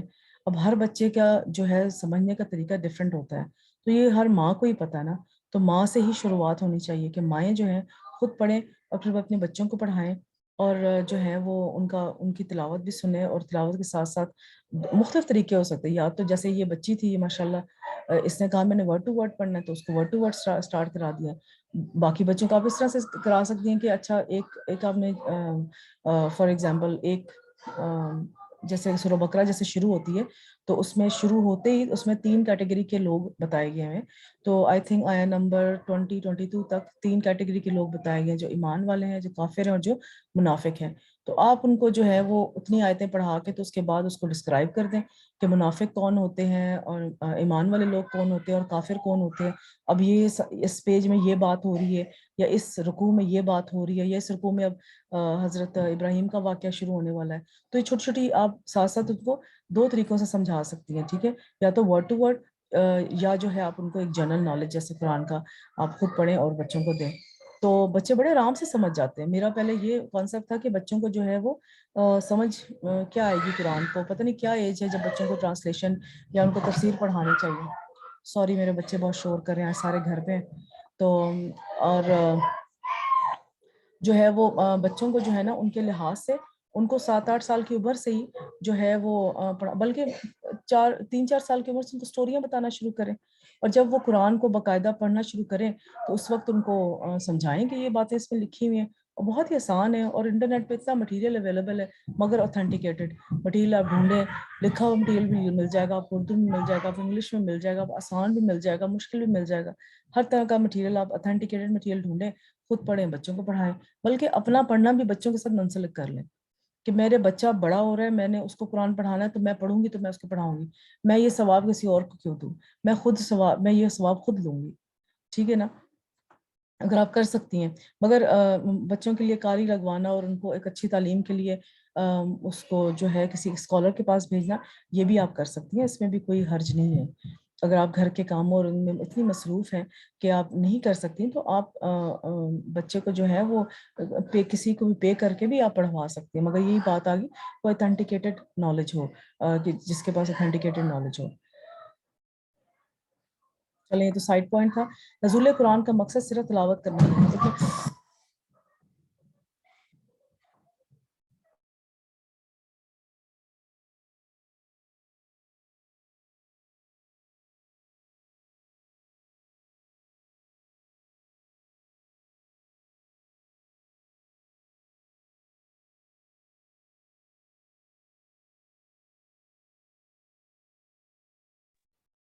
نزول قرآن کا مقصد صرف تلاوت کرنا نہیں ہے، ابن قیم کہتے ہیں کہ جہاں تک قرآن میں غور و فکر کرنے کا سوال ہے تو اس سے مراد ہے کہ دل کی نگاہوں کو اس کے معنی کے اوپر خوب گاڑ دینا اور اس کے تدبر اور اس کے سمجھنے میں اپنی تمام فکر کو یکجا کر لینا، اور قرآن کے نازل ہونے کا یہی مقصد ہے، محض تلاوت مقصد نہیں ہے جو فہم و تدبر کے بغیر ہے۔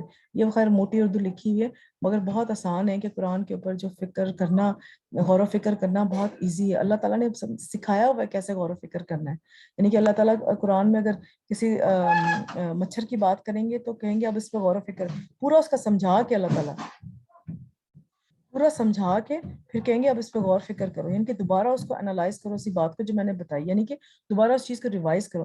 شہد کی مکھی کی مثال دی ہوئی تو اس کو پورا بتا کے اللہ تعالیٰ کہیں گے اب اس کو دوبارہ مائنڈ میں ریوائز کرو۔ تو یہ تو کوئی اتنا مشکل کام نہیں ہے، تو اسی کو غور و فکر کہتے ہیں۔ زمین آسمان کا بتا کے اللہ تعالیٰ کہیں گے اس پہ غور و فکر کرو، تو وہ سارے جب آپ ایک چیز لکھی ہوئی سامنے ہے اور وہ سارے ایکسپلین کی ہوئی آپ کو اللہ تعالیٰ نے قرآن میں، تو اس کو ریوائز کرنا اپنے مائنڈ میں مشکل کام ہے؟ بالکل بھی مشکل کام نہیں ہے۔ تو اس کو بس آپ نے ریوائز کرنا ہے اس چیز کو، اور اپنے لیے کوئی نہ کوئی اس میں سے ایکشن پوائنٹ نکالنا ہے، تو کوئی بھی مشکل کام نہیں ہے۔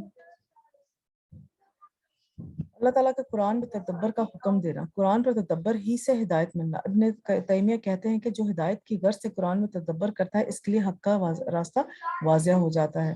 تدبر نہ کرنے والوں کی مذمت، تو کیا وہ قرآن میں غور نہیں کرتے یا ان کے دلوں پر قفل پڑے ہوئے ہیں، یعنی کہ ان کے دل کیا بند ہیں، ان کے دل کیا تالے پڑے ہوئے ہیں کہ وہ قرآن کو سمجھ نہیں سکتے؟ بہت ایزی ہے قرآن سمجھنا، قرآن سمجھنا بالکل مشکل نہیں ہے۔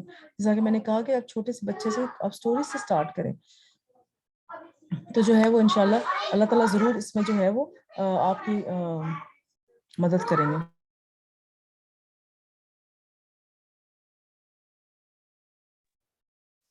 قرآن کی محض تلاوت کرنے اور اس پر عمل نہ کرنے کی سزا۔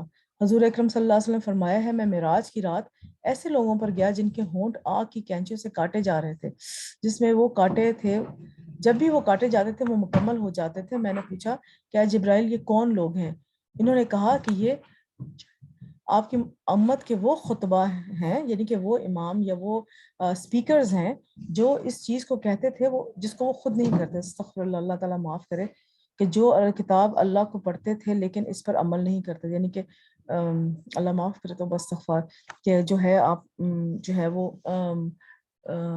خود نہیں وہ کام کرے مگر اگلے لوگوں کو کہہ رہے ہیں، خود نماز نہیں پڑھے لوگوں کو کہہ رہے ہیں نماز پڑھنے کا، خود وقت پہ نماز ہی پڑھتے ہیں مگر لوگوں کو کہہ رہے ہیں۔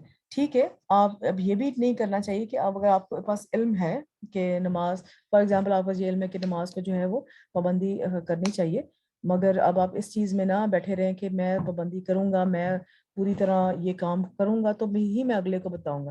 نہیں، آپ اپنی نیت رکھیں کہ اللہ تعالیٰ میں کوشش کر رہا ہوں یا میں کوشش کر رہی ہوں اس کام کرنے کی اللہ تعالیٰ، تو اس پھر دیکھیں نا آپ نیکی کی، اب نیکی کو وسیلہ بنا کے بھی انسان آگے بات کر سکتا ہے کہ یا اللہ میں نے یہ نیکی کی ہے، اس نیکی کے وسیلے میں جو ہے نا مجھے قرآن پہ مجھے نماز کی پابندی کرنا سکھا دے، تو اللہ تعالیٰ ضرور آپ کی مدد کرے گا۔ نیت اپنی رکھیں، ٹھیک ہے، اگر ایک کام آپ نہیں بھی کر رہے مگر اس کی آپ واضح نصیحت کر رہے ہیں اور اس کو نہ کرنے کا وجہ یہ ہے کہ آپ اس کی کوشش میں لگے ہیں کہ انشاءاللہ میں یہ کروں گا، میں یہ کروں گی، یہ کام انشاءاللہ میں کروں گی، مگر ساتھ آپ اس کی نصیحت بھی لوگوں کو کریں تو اس میں کوئی حرج نہیں ہے۔ یہ نہیں کہ آپ کہیں کہ نہیں میں پہلے بالکل پرفیکٹ ہو جاؤں گا تو وہ جو ہے پھر میں آگے لوگوں کو بتاؤں گا، تو وہ پرفیکٹ ہوتے ہوتے کہیں موت ہی نہ آ جائے، تو کوشش کریں لوگوں کو بتائیں تاکہ وہ صدقہ جاریہ آپ کے لیے بنے اور آپ اپنی کوشش جاری رکھیں، ٹھیک ہے۔ یہ نہیں کہ ہٹ دھرمی کے ساتھ کہ میں نے بتا دیا ہے،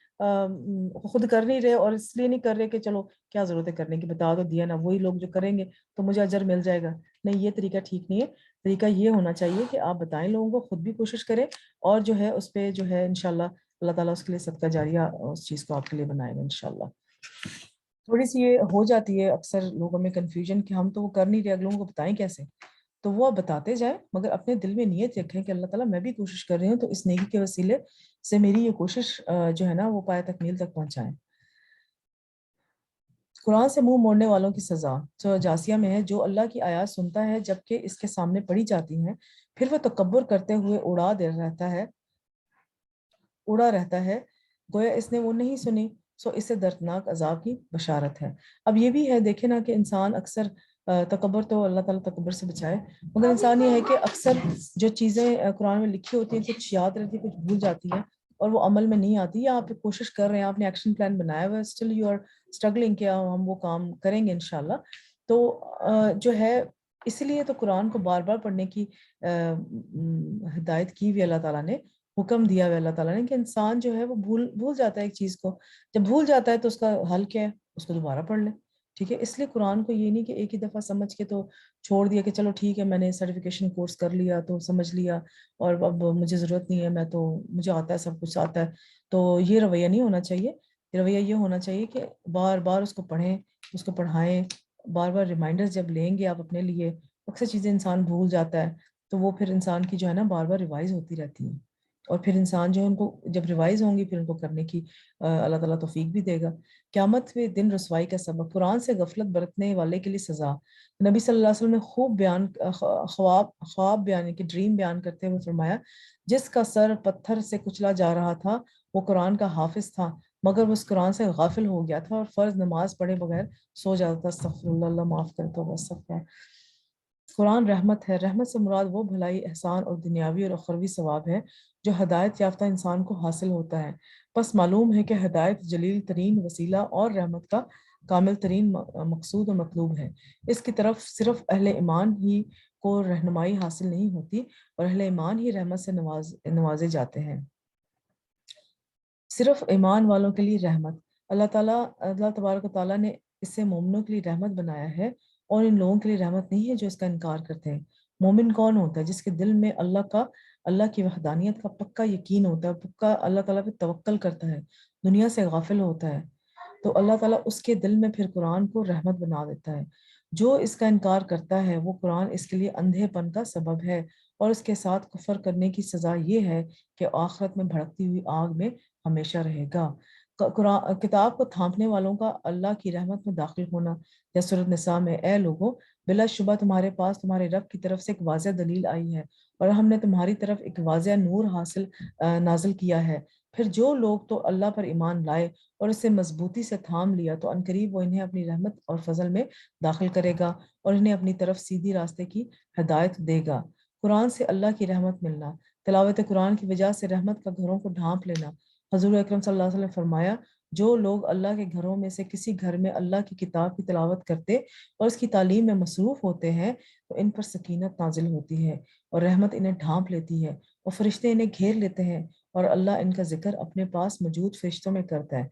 यानी कि देखें ना, इंसान दुनिया में जो सबसे ज़्यादा इशू होता है फेम गेम का, किसी तरह फेम हो जाए, तो वही बात आ गई विन विन सिचुएशन वाली कि आप आखिरत के पीछे भागे, दुनिया आपके पीछे भागेगी, सब कुछ मिल जाएगा। और कुरान अल्लाह की रहमत की बदौलत घरों से शयातीन का भाग जाना, कि कुरान इस तरह से रहमत है। जब सूरह बकरा की खास तिलावत का जिक्र है, कुरान की बदौलत जान और माल और औलाद में बरकत होना, कि अल्लाह ताला बरकत अता करते हैं जान और माल में, औलाद में। रिफत और बुलंदी मिलना, वो रिफत और बुलंदी ऐसे मिलते हैं जब अल्लाह के महबूब हो जाएंगे तो अल्लाह ताला सारी दुनिया को आपका महबूब कर देगा। दुनिया में इज्जत मिलना, दुनिया में इज्जत भी वैसे ही मिलती है, आपका चर्चा होना शुरू हो जाता है, ठीक है, और अल्लाह ताला की तरफ से वो इज्जत आती है। इज्जत और बेइज्जती जो है वो अल्लाह ताला की तरफ से होती है, इसलिए घबराया ना करें। इज्जत मिल रही है तो अपने आप को तोप चीज ना समझें कि मैंने ये काम किया था इसलिए मुझे इज्जत मिल रही है। और अगर बेइज्जती हो रही हो तो ये ना सोचा करें कि जो है ये उसमें ब्लेम गेम ना किया करें कि उसकी वजह से मेरी बेइज्जती हो रही है या उसने ये किया तो मेरी बेइज्जती हो रही है। इज्जत भी अल्लाह की तरफ से, बेइज्जती भी अल्लाह की तरफ से, तो उसको बखुशी कबूल किया करें। अब कल मुझे एक मैसेज आया कि मेरी ज़िंदगी में इतने मसाइल हैं और ये और वो, और मैं बिल्कुल हर वक्त इतनी परेशान रहती हूँ। तो मैंने उसको आगे से यही कहा कि देखो, खुशी तो अल्लाह की तरफ से, उसको दिल से लगा के हम लोग खुशी को कबूल करते हैं। ये परेशानियां भी अल्लाह ताला की तरफ से होती हैं। जब अल्लाह ताला की तरफ से हैं तो जब ये चीज़ अल्लाह की तरफ से आ गई तो उसको खुशी से कबूल करो।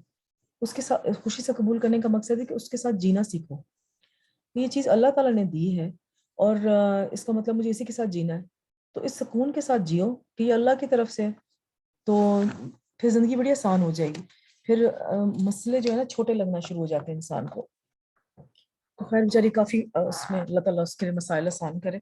کافی وہ ریلیکس ہوئی اس بات سے کہ ہاں واقعی بار بار اپنے آپ کو بندہ وہی بات آئی تھی کہ ریمائنڈ کرواتا رہے اپنے آپ کو. دنیا اور آخرت میں نجات ملنا، ون ون سچویشن جو میں نے آپ کو بتائی تھی، آخرت کے پیچھے بھاگے دنیا بھی آپ کے پیچھے بھاگے گی. بے پناہ اجر ملنا، ٹھیک ہے، کہ آپ کو جو بھی قرآن پہ عمل آپ کریں گی تو آپ اس کا اجر تو آپ کو ملے گا ہی ملے گا، رمضان میں 70 گنا زیادہ ہو جائے گا. اور جب آپ کے پیچھے آپ سکھائیں گے لوگوں کو یا اپنے بچوں کو سکھائیں گے تو وہ آپ کا اجر، آپ کا صدقہ جاریہ بنتا جائے گا، ٹھیک ہے نا. اس لیے اس خوشبو، قرآن کی خوشبو، قرآن کی جو باتیں ہیں، قرآن کا جو نالج ہے، اس خوشبو کو صرف اپنے تک محدود نہ رکھیں، دنیا تک پھیلائیں اس کو. قرآن کی بدولت مطلوبہ چیز کا. اچھا ایک اور چیز میں آپ کو یہ بتاتی چلوں کہ اب یہ ہوتا ہے کہ انٹرنیشنل لیولز پہ بھی لیکچرز ہو رہے ہیں، نیشنل لیولز پہ بھی لیکچرز ہوتے ہیں اور قرآن کی تعلیمات دی جاتی ہیں. میرا اپنا یہ نظریہ ہے کہ وہ تو چلو جو اللہ تعالیٰ کا دین کا کام کر رہے ہیں اتھینٹیکیٹڈ اسکالرز ہو، ہمیں ہر جگہ پر اپنا تھوڑا بہت اپنی کمیونٹی میں، اپنے محلے میں، اپنے گھر میں تھوڑا بہت دین کا کام جو ہے نا ہمیں ہر وقت کرتے رہنا چاہیے، جتنا بھی آپ کی اسکلز اجازت دیتی ہیں، جتنا بھی آپ کا وقت اجازت دیتا ہے، جتنا بھی آپ کو ریسورسز جو ہیں آپ کے پاس وہ اجازت دیتی ہیں، اس کے لحاظ سے چھوٹے چھوٹے لیول پہ جب ہم کام کریں گے نا تو وہ بھی بہت اثر رکھتا ہے وہ کام، ٹھیک ہے. تو فار ایگزامپل اگر کوئی کسی کو جانتا ہے اور دو دوستیں مل کے آپس میں بیٹھ کے تجوید کلاس شروع کر دی انہوں نے، اور تجوید سیکھنے سکھانے کا کام انہوں نے شروع کر دیا اور ایک دوسرے کی بیٹھ کے تجوید درست کر رہی ہیں، تو اس سوشل گیدرنگ میں ٹھیک ہے آپ ہاف این آور ٹھیک ہے آپ کریں سوشل گیدرنگ، ملے ملائے لوگوں کے ساتھ، مگر اس کے ساتھ آپ تھوڑا سا ایک اٹیچ کر دیں کہ ہاں ہاف این آور ہم آپس میں تجوید کی درستگی کریں گے. یا اگر اس طرح کے سخت ماحول کو نہیں آپ کے آس پاس کے لوگ پسند کرتے کیونکہ تھوڑا مشکل ہوتا ہے سم ٹائمز چینجز لانا، تو آپ یہ کریں کہ اپنی نارمل ڈسکشن میں آپ شروع کر دیں بات کہ اچھا تم مجھے بتاؤ رو کا مخرج کہاں سے ہے، کس کو آتا ہے رو کا مخرج، یا بچوں کے ساتھ کچھ کر دیں شروع کوئی بات ایسی. تو اس میں جو ہے تھوڑا بہت جو سوشل گیدرنگ میں نا دین کا ٹچ ضرور ماحول کے مطابق لانے کی کوشش کیا کریں. تو یہ ہے کہ وہ پھر جب لوگوں کو عادت ہو جائے گی نا تو پھر وہ آپ کی دوسری باتیں بھی سنیں گے. چلیں، قرآن کی بدولت مطلوبہ چیز کا حصول آسان ہو جاتا ہے. امام ابراہیم مقدسی اپنے شاگرد عباس بن عبد الدیم رحم اللہ کو وصیت کرتے تھے کہ قرآن کی کثرت سے تلاوت کرو اور اسے ترک نہ کرو، تو تم جو طلب کرنا چاہتے ہو وہ تمہارے لیے اتنا ہی آسان ہو جائے گا جتنی تم قرات کرو گے. اب دیکھیں نا، جو قرآن پڑھتا ہے یا پڑھاتا ہے تو اس کے لیے خاص جو قرآن پڑھتا ہے اس کے لیے اگر اس کے پاس دعا کا ٹائم نہیں بھی ہوتا تو جو ہے وہ اس کی ساری دعائیں ویسے قبول ہو جاتی ہیں. اور جو قرآن پڑھاتا ہے، اب ڈیفینیٹلی پڑھانے کے لیے ایک علیحدہ سسٹم ہوتا ہے، پہلے اس بندے کو تیاری کرنی پڑتی ہے، اور تیاری وہ ڈپینڈ کرتا ہے، کچھ منٹوں کی بھی ہو سکتی ہے، کچھ گھنٹوں کی ہو سکتی ہے، کچھ دنوں کی، کچھ مہینوں کی تیاری ہو سکتی ہے. تو اس تیاری میں ڈیفینیٹلی اس کا ٹائم بہت زیادہ لگے گا اس بات میں، اس کو تیاری کرنے. تو جب وہ انسان قرآن کا دین کو جو ہے نا پھیلانے کی غرض سے جب وہ انسان کوشش کر رہا ہوتا ہے تو دنیا کی ہر ایک جو ہے نا چرند پرند، اللہ کی ہر مخلوق اس انسان کے لیے دعا کرتی ہے. تو ہر چیز مل جاتی ہے پھر انسان، حتیٰ کہ مچھلیاں بھی سمندر کی تہہ میں اور چونٹیاں بھی اس کے لیے دعا کرتی ہیں کہ یہ اللہ تعالیٰ کے دین کا علم جو ہے نا اللہ تعالیٰ کا علم جو ہے وہ سکھا رہا ہے. اب وہ چونٹیوں کا کیا فرق پڑے گا، وہ کیوں دعا کریں گی؟ اب دیکھیں نا مچھلی جو ہے اس کو کیا فرق پڑے، وہ کیوں دعا کر رہی ہے؟ جب آپ کو ایک طہارت کے بارے میں پتہ لگے قرآن پڑھ کے فار ایگزامپل، اور جب آپ انوائرمنٹل پولوشن کے اوپر تھوڑا بہت اپنا حصہ شامل کریں گے کہ ٹھیک ہے یہ جو ہے میں انوائرمنٹل پولوشن، یا فار ایگزامپل چھوٹی سی آپ کو مثال دیتی ہوں کہ آپ نے گاڑی کھڑی کی ہوئی ہے پارکنگ میں اور آپ نے جو ہے وہ ویٹنگ پہ ہے، آپ بچہ اندر گیا کوئی چیز لینے یا اپوائنٹمنٹ ہے تو آپ وہ جو ہے گاڑی آپ نے وہاں کھڑی کی ہوئی ہے، یا آپ نے شاپنگ سینٹر کے بعد گاڑی کھڑی کی ہوئی ہے اور پیچھے سے بچے یا ہسبینڈ جو سامان لوڈ کر رہے ہیں، تو آپ اس وقت جو ہے نا یہ سوچ کے گاڑی کو بند کر دیں کہ جو ہے اس وقت جو ہے پولوشن، انوائرمنٹل پولوشن کو میں کم کرنے کی کوشش کر رہی ہوں. جب وہ انوائرمنٹل پولوشن کو آپ کم کرنے کی کوشش کریں گے تو وہ سم ہاؤ ایک سائیکل کے ذریعے پانی کو بھی، جو سمندر ہے اس کو بھی افیکٹ کرے گا، اور جب وہ اس کو افیکٹ کرے گا تو ظاہر بات ہے وہ جو مچھلیاں بیچاری پانی کے اندر وہ ان کو صاف پانی ملے گا۔ تو آپ نے اپنا حصہ ڈال دیا انوائرمنٹل پولوشن کو کم کرنے کے لیے۔ کیسے کہ انجن کو آپ نے بند کر دیا جب وہ نہیں استعمال ہو رہا، یا آپ ویٹنگ پہ ہیں کہ تو 20 منٹ یا 15 منٹ آپ نے اس انوائرمنٹل پولوشن کو کم کرنے کے لیے انجن بند کر دیا۔ تو مچھلیوں کو تو سمہا فائدہ پہنچ رہا ہے نا، تو اس لیے مچھلیاں دعا کر رہی ہیں کہ یہ ہم لوگوں کو پتہ ہے کہ ہم نے طہارت کا خیال رکھنا ہے، تو نہ صرف اپنی طہارت کا خیال رکھنا ہے، انوائرمنٹل پولوشن کا بھی خیال رکھنا ہے۔ تو اس لحاظ سے پھر وہ ایک سائیکل بن جاتا ہے جس سے مچھلیوں کو فائدہ پہنچتا ہے۔ تو قرآن کا قبر کے عذاب سے حفاظت کا ذریعہ ہے۔ قیامت کے دن قرآن کا انسان کی شکل میں آنا۔ حضور اکرم صلی اللہ علیہ وسلم نے فرمایا قیامت کے دن قرآن ایسے مرد کی شکل میں آئے گا جس کا رنگ اڑا ہوا ہوگا، اور اپنے پڑھنے والے سے کہے گا میں وہی ہوں جس نے تجھے رات کو بیدار رکھا اور دن میں تجھے پیاسا رکھا۔ یعنی قرآن ایک شکل میں آ کے انسان کی حفاظت کرے گا۔ قیامت کے دن قرآن کا سفارشی بن کر آنا۔ پھر وہ انسان جو سفارش کرے گا کہ اس کو آگ نہ اس پہ آئے، بندے پر سایہ ہوگا کہ اتنے لوگ جب وہاں پہ اتنا سورج بالکل سر پہ ہوگا تو وہ اس بندے کے لیے سایہ کرے گا اور اس کو سورج کی تپش سے بچائے گا۔ قیامت کے دن گواہی دینے والا ہوگا یا اللہ جو ہے اس نے میرا پورا حق ادا کیا۔ قاری قرآن کے لیے عزت کا تاج اور اللہ کی رضامندی ہوگی۔ قرآن کے حافظ جو ہے ان کے لیے اگر انہوں نے قرآن کو اچھے طریقے سے پڑھا ہوا ہے تو عزت کا تاج ان کو ملے گا۔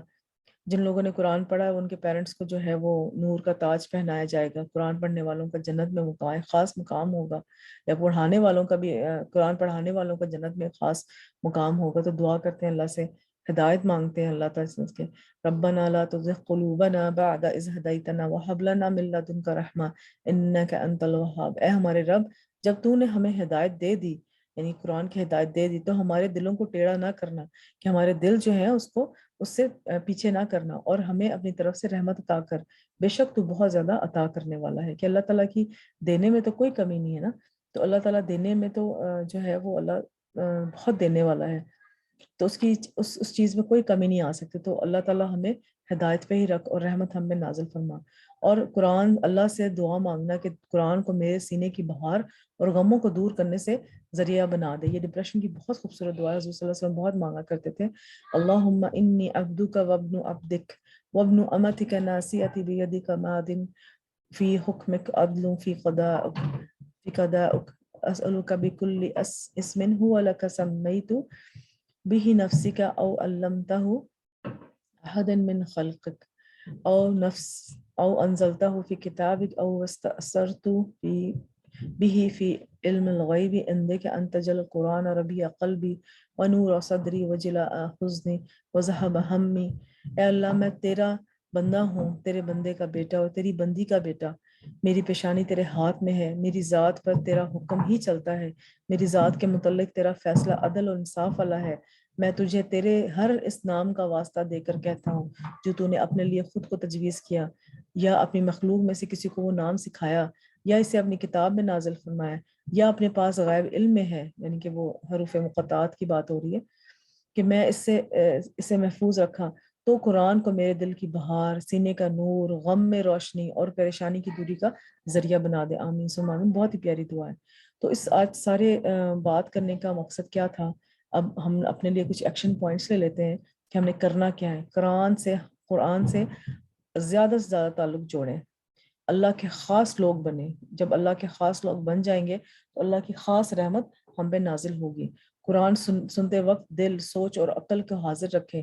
قرآن کو عبرت و نصیحت کے لیے پڑھیں، اس کو جو ہے نا صرف just for the sake of knowledge نہ پڑھیں، یا دوسروں میں اپنے آپ کو بڑا سمجھانے کے لیے نہ پڑھیں۔ نیت ہمیشہ خالص رکھیں، اکیلے بیٹھ کے قرآن کے ساتھ وقت گزاریں اور اس پر غور و فکر کریں۔ مل کر قرآن پڑھیں، قرآن کو عمل کرنے کے لیے سیکھیں۔ قرآن کو آج کل تراویحیں ہو رہی ہیں، تو تراویحوں میں آپ جو ہے فرض نماز کے علاوہ نفل نماز میں قرآن کو کھول کے جو ہے نا اس کو تلاوت کو فالو کر سکتے ہیں۔ تو نیچے آپ کوشش کریں کہ وہ والا قرآن لے جائیں جس میں جو ہے نیچے اردو لکھی ہو، یا آپ کا جو بھی لینگویج آپ کرنا چاہ رہے وہ لکھی ہو، تاکہ تھوڑا تھوڑا آپ اس پہ غور و فکر کریں، یا کوئی آیت اگر آپ کو مل جاتی ہے تو سجدے میں اس پہ غور و فکر کریں۔ قرآن کو عمل کرنے کے لیے سیکھیں، قرآن کے حروف کے ساتھ ساتھ اس کی حدود کا خیال رکھیں، اپنے عمل سے قرآن کی تصدیق کریں، جتنا بھی علم حاصل ہو جائے اس کو آگے پہنچائیں۔ اور اپنے مگر اپنے آگے پہنچانے کی شرط یہ ہے کہ اپنی جو ہے وہ اصلاح کا ارادہ رکھیں کہ میں بھی انشاءاللہ اس چیز میں اصلاح کر رہا ہوں. قرآن پڑھنے کے باوجود سنگ دل لوگوں میں سے نہ بنے. قرآن پڑھنے کے باوجود بھی اگر آپ کا دل آپ کو لگتا ہے سخت ہے تو پھر بھی قرآن پڑھنا نہ چھوڑیں اور اللہ تعالیٰ سے دعا کریں کہ اللہ تعالیٰ میرے سخت دل کو نرم کر دیں. سلف صالحین کا عمل کے لیے قرآن سیکھنا. ابن مسعود رضی اللہ تعالیٰ عنہ سے روایت ہے، کہتے ہیں کہ ہم میں سے کوئی آدمی جب 10 آیات سیکھ لیتا تو اس سے آگے نہ بڑھتا یہاں تک کہ ان کے معنی کو معلوم کر لیتا اور اس پر عمل کرنا بھی سیکھ لیتا. کتنا خوبصورت بات ہے کہ آپ جو ہے یہ ہمارے سلف صالحین کا جو طریقہ ہے وہ ہم اختیار کر سکتے ہیں اس طرح سے کہ بچوں کو جب ہم قرآن پڑھا رہے ہوتے ہیں تو فار ایگزامپل انہوں نے ایک پیج پڑھ لیا یا ایک ٹاپک کو انہوں نے بیچ میں پڑھ لیا تو اس کو جو ہے وہ ایکسپلین کریں بچوں کو کہ اس میں یہ بات سکھائی بھی ہے اور پھر اس کو اپنے عمل میں لے کر آئے اور اس کو جو ہے وہ آگے کرنے کی کوشش کریں. Dad was calling. تو اللہ ہمیں عمل کی توفیق عطا فرمائے. آمین ثم آمین. تو رمضان کے ساتھ کی دعاؤں کا جو ہم سلسلہ شروع کیا تو اس میں جو ایک اور دعا کا اضافہ کرتے ہیں وہ مانگ لیتے ہیں اللہ تعالیٰ سے اور یہ دعا ہے انسان کی نفس کے عمل کے شر سے بچنے کی دعا ہے. کل بھی ہم نے اس سے متعلق ایک دعا مانگی تھی. اللہم انی اعوذ بک من شر ما عملت ومن شر ما لم اعلم.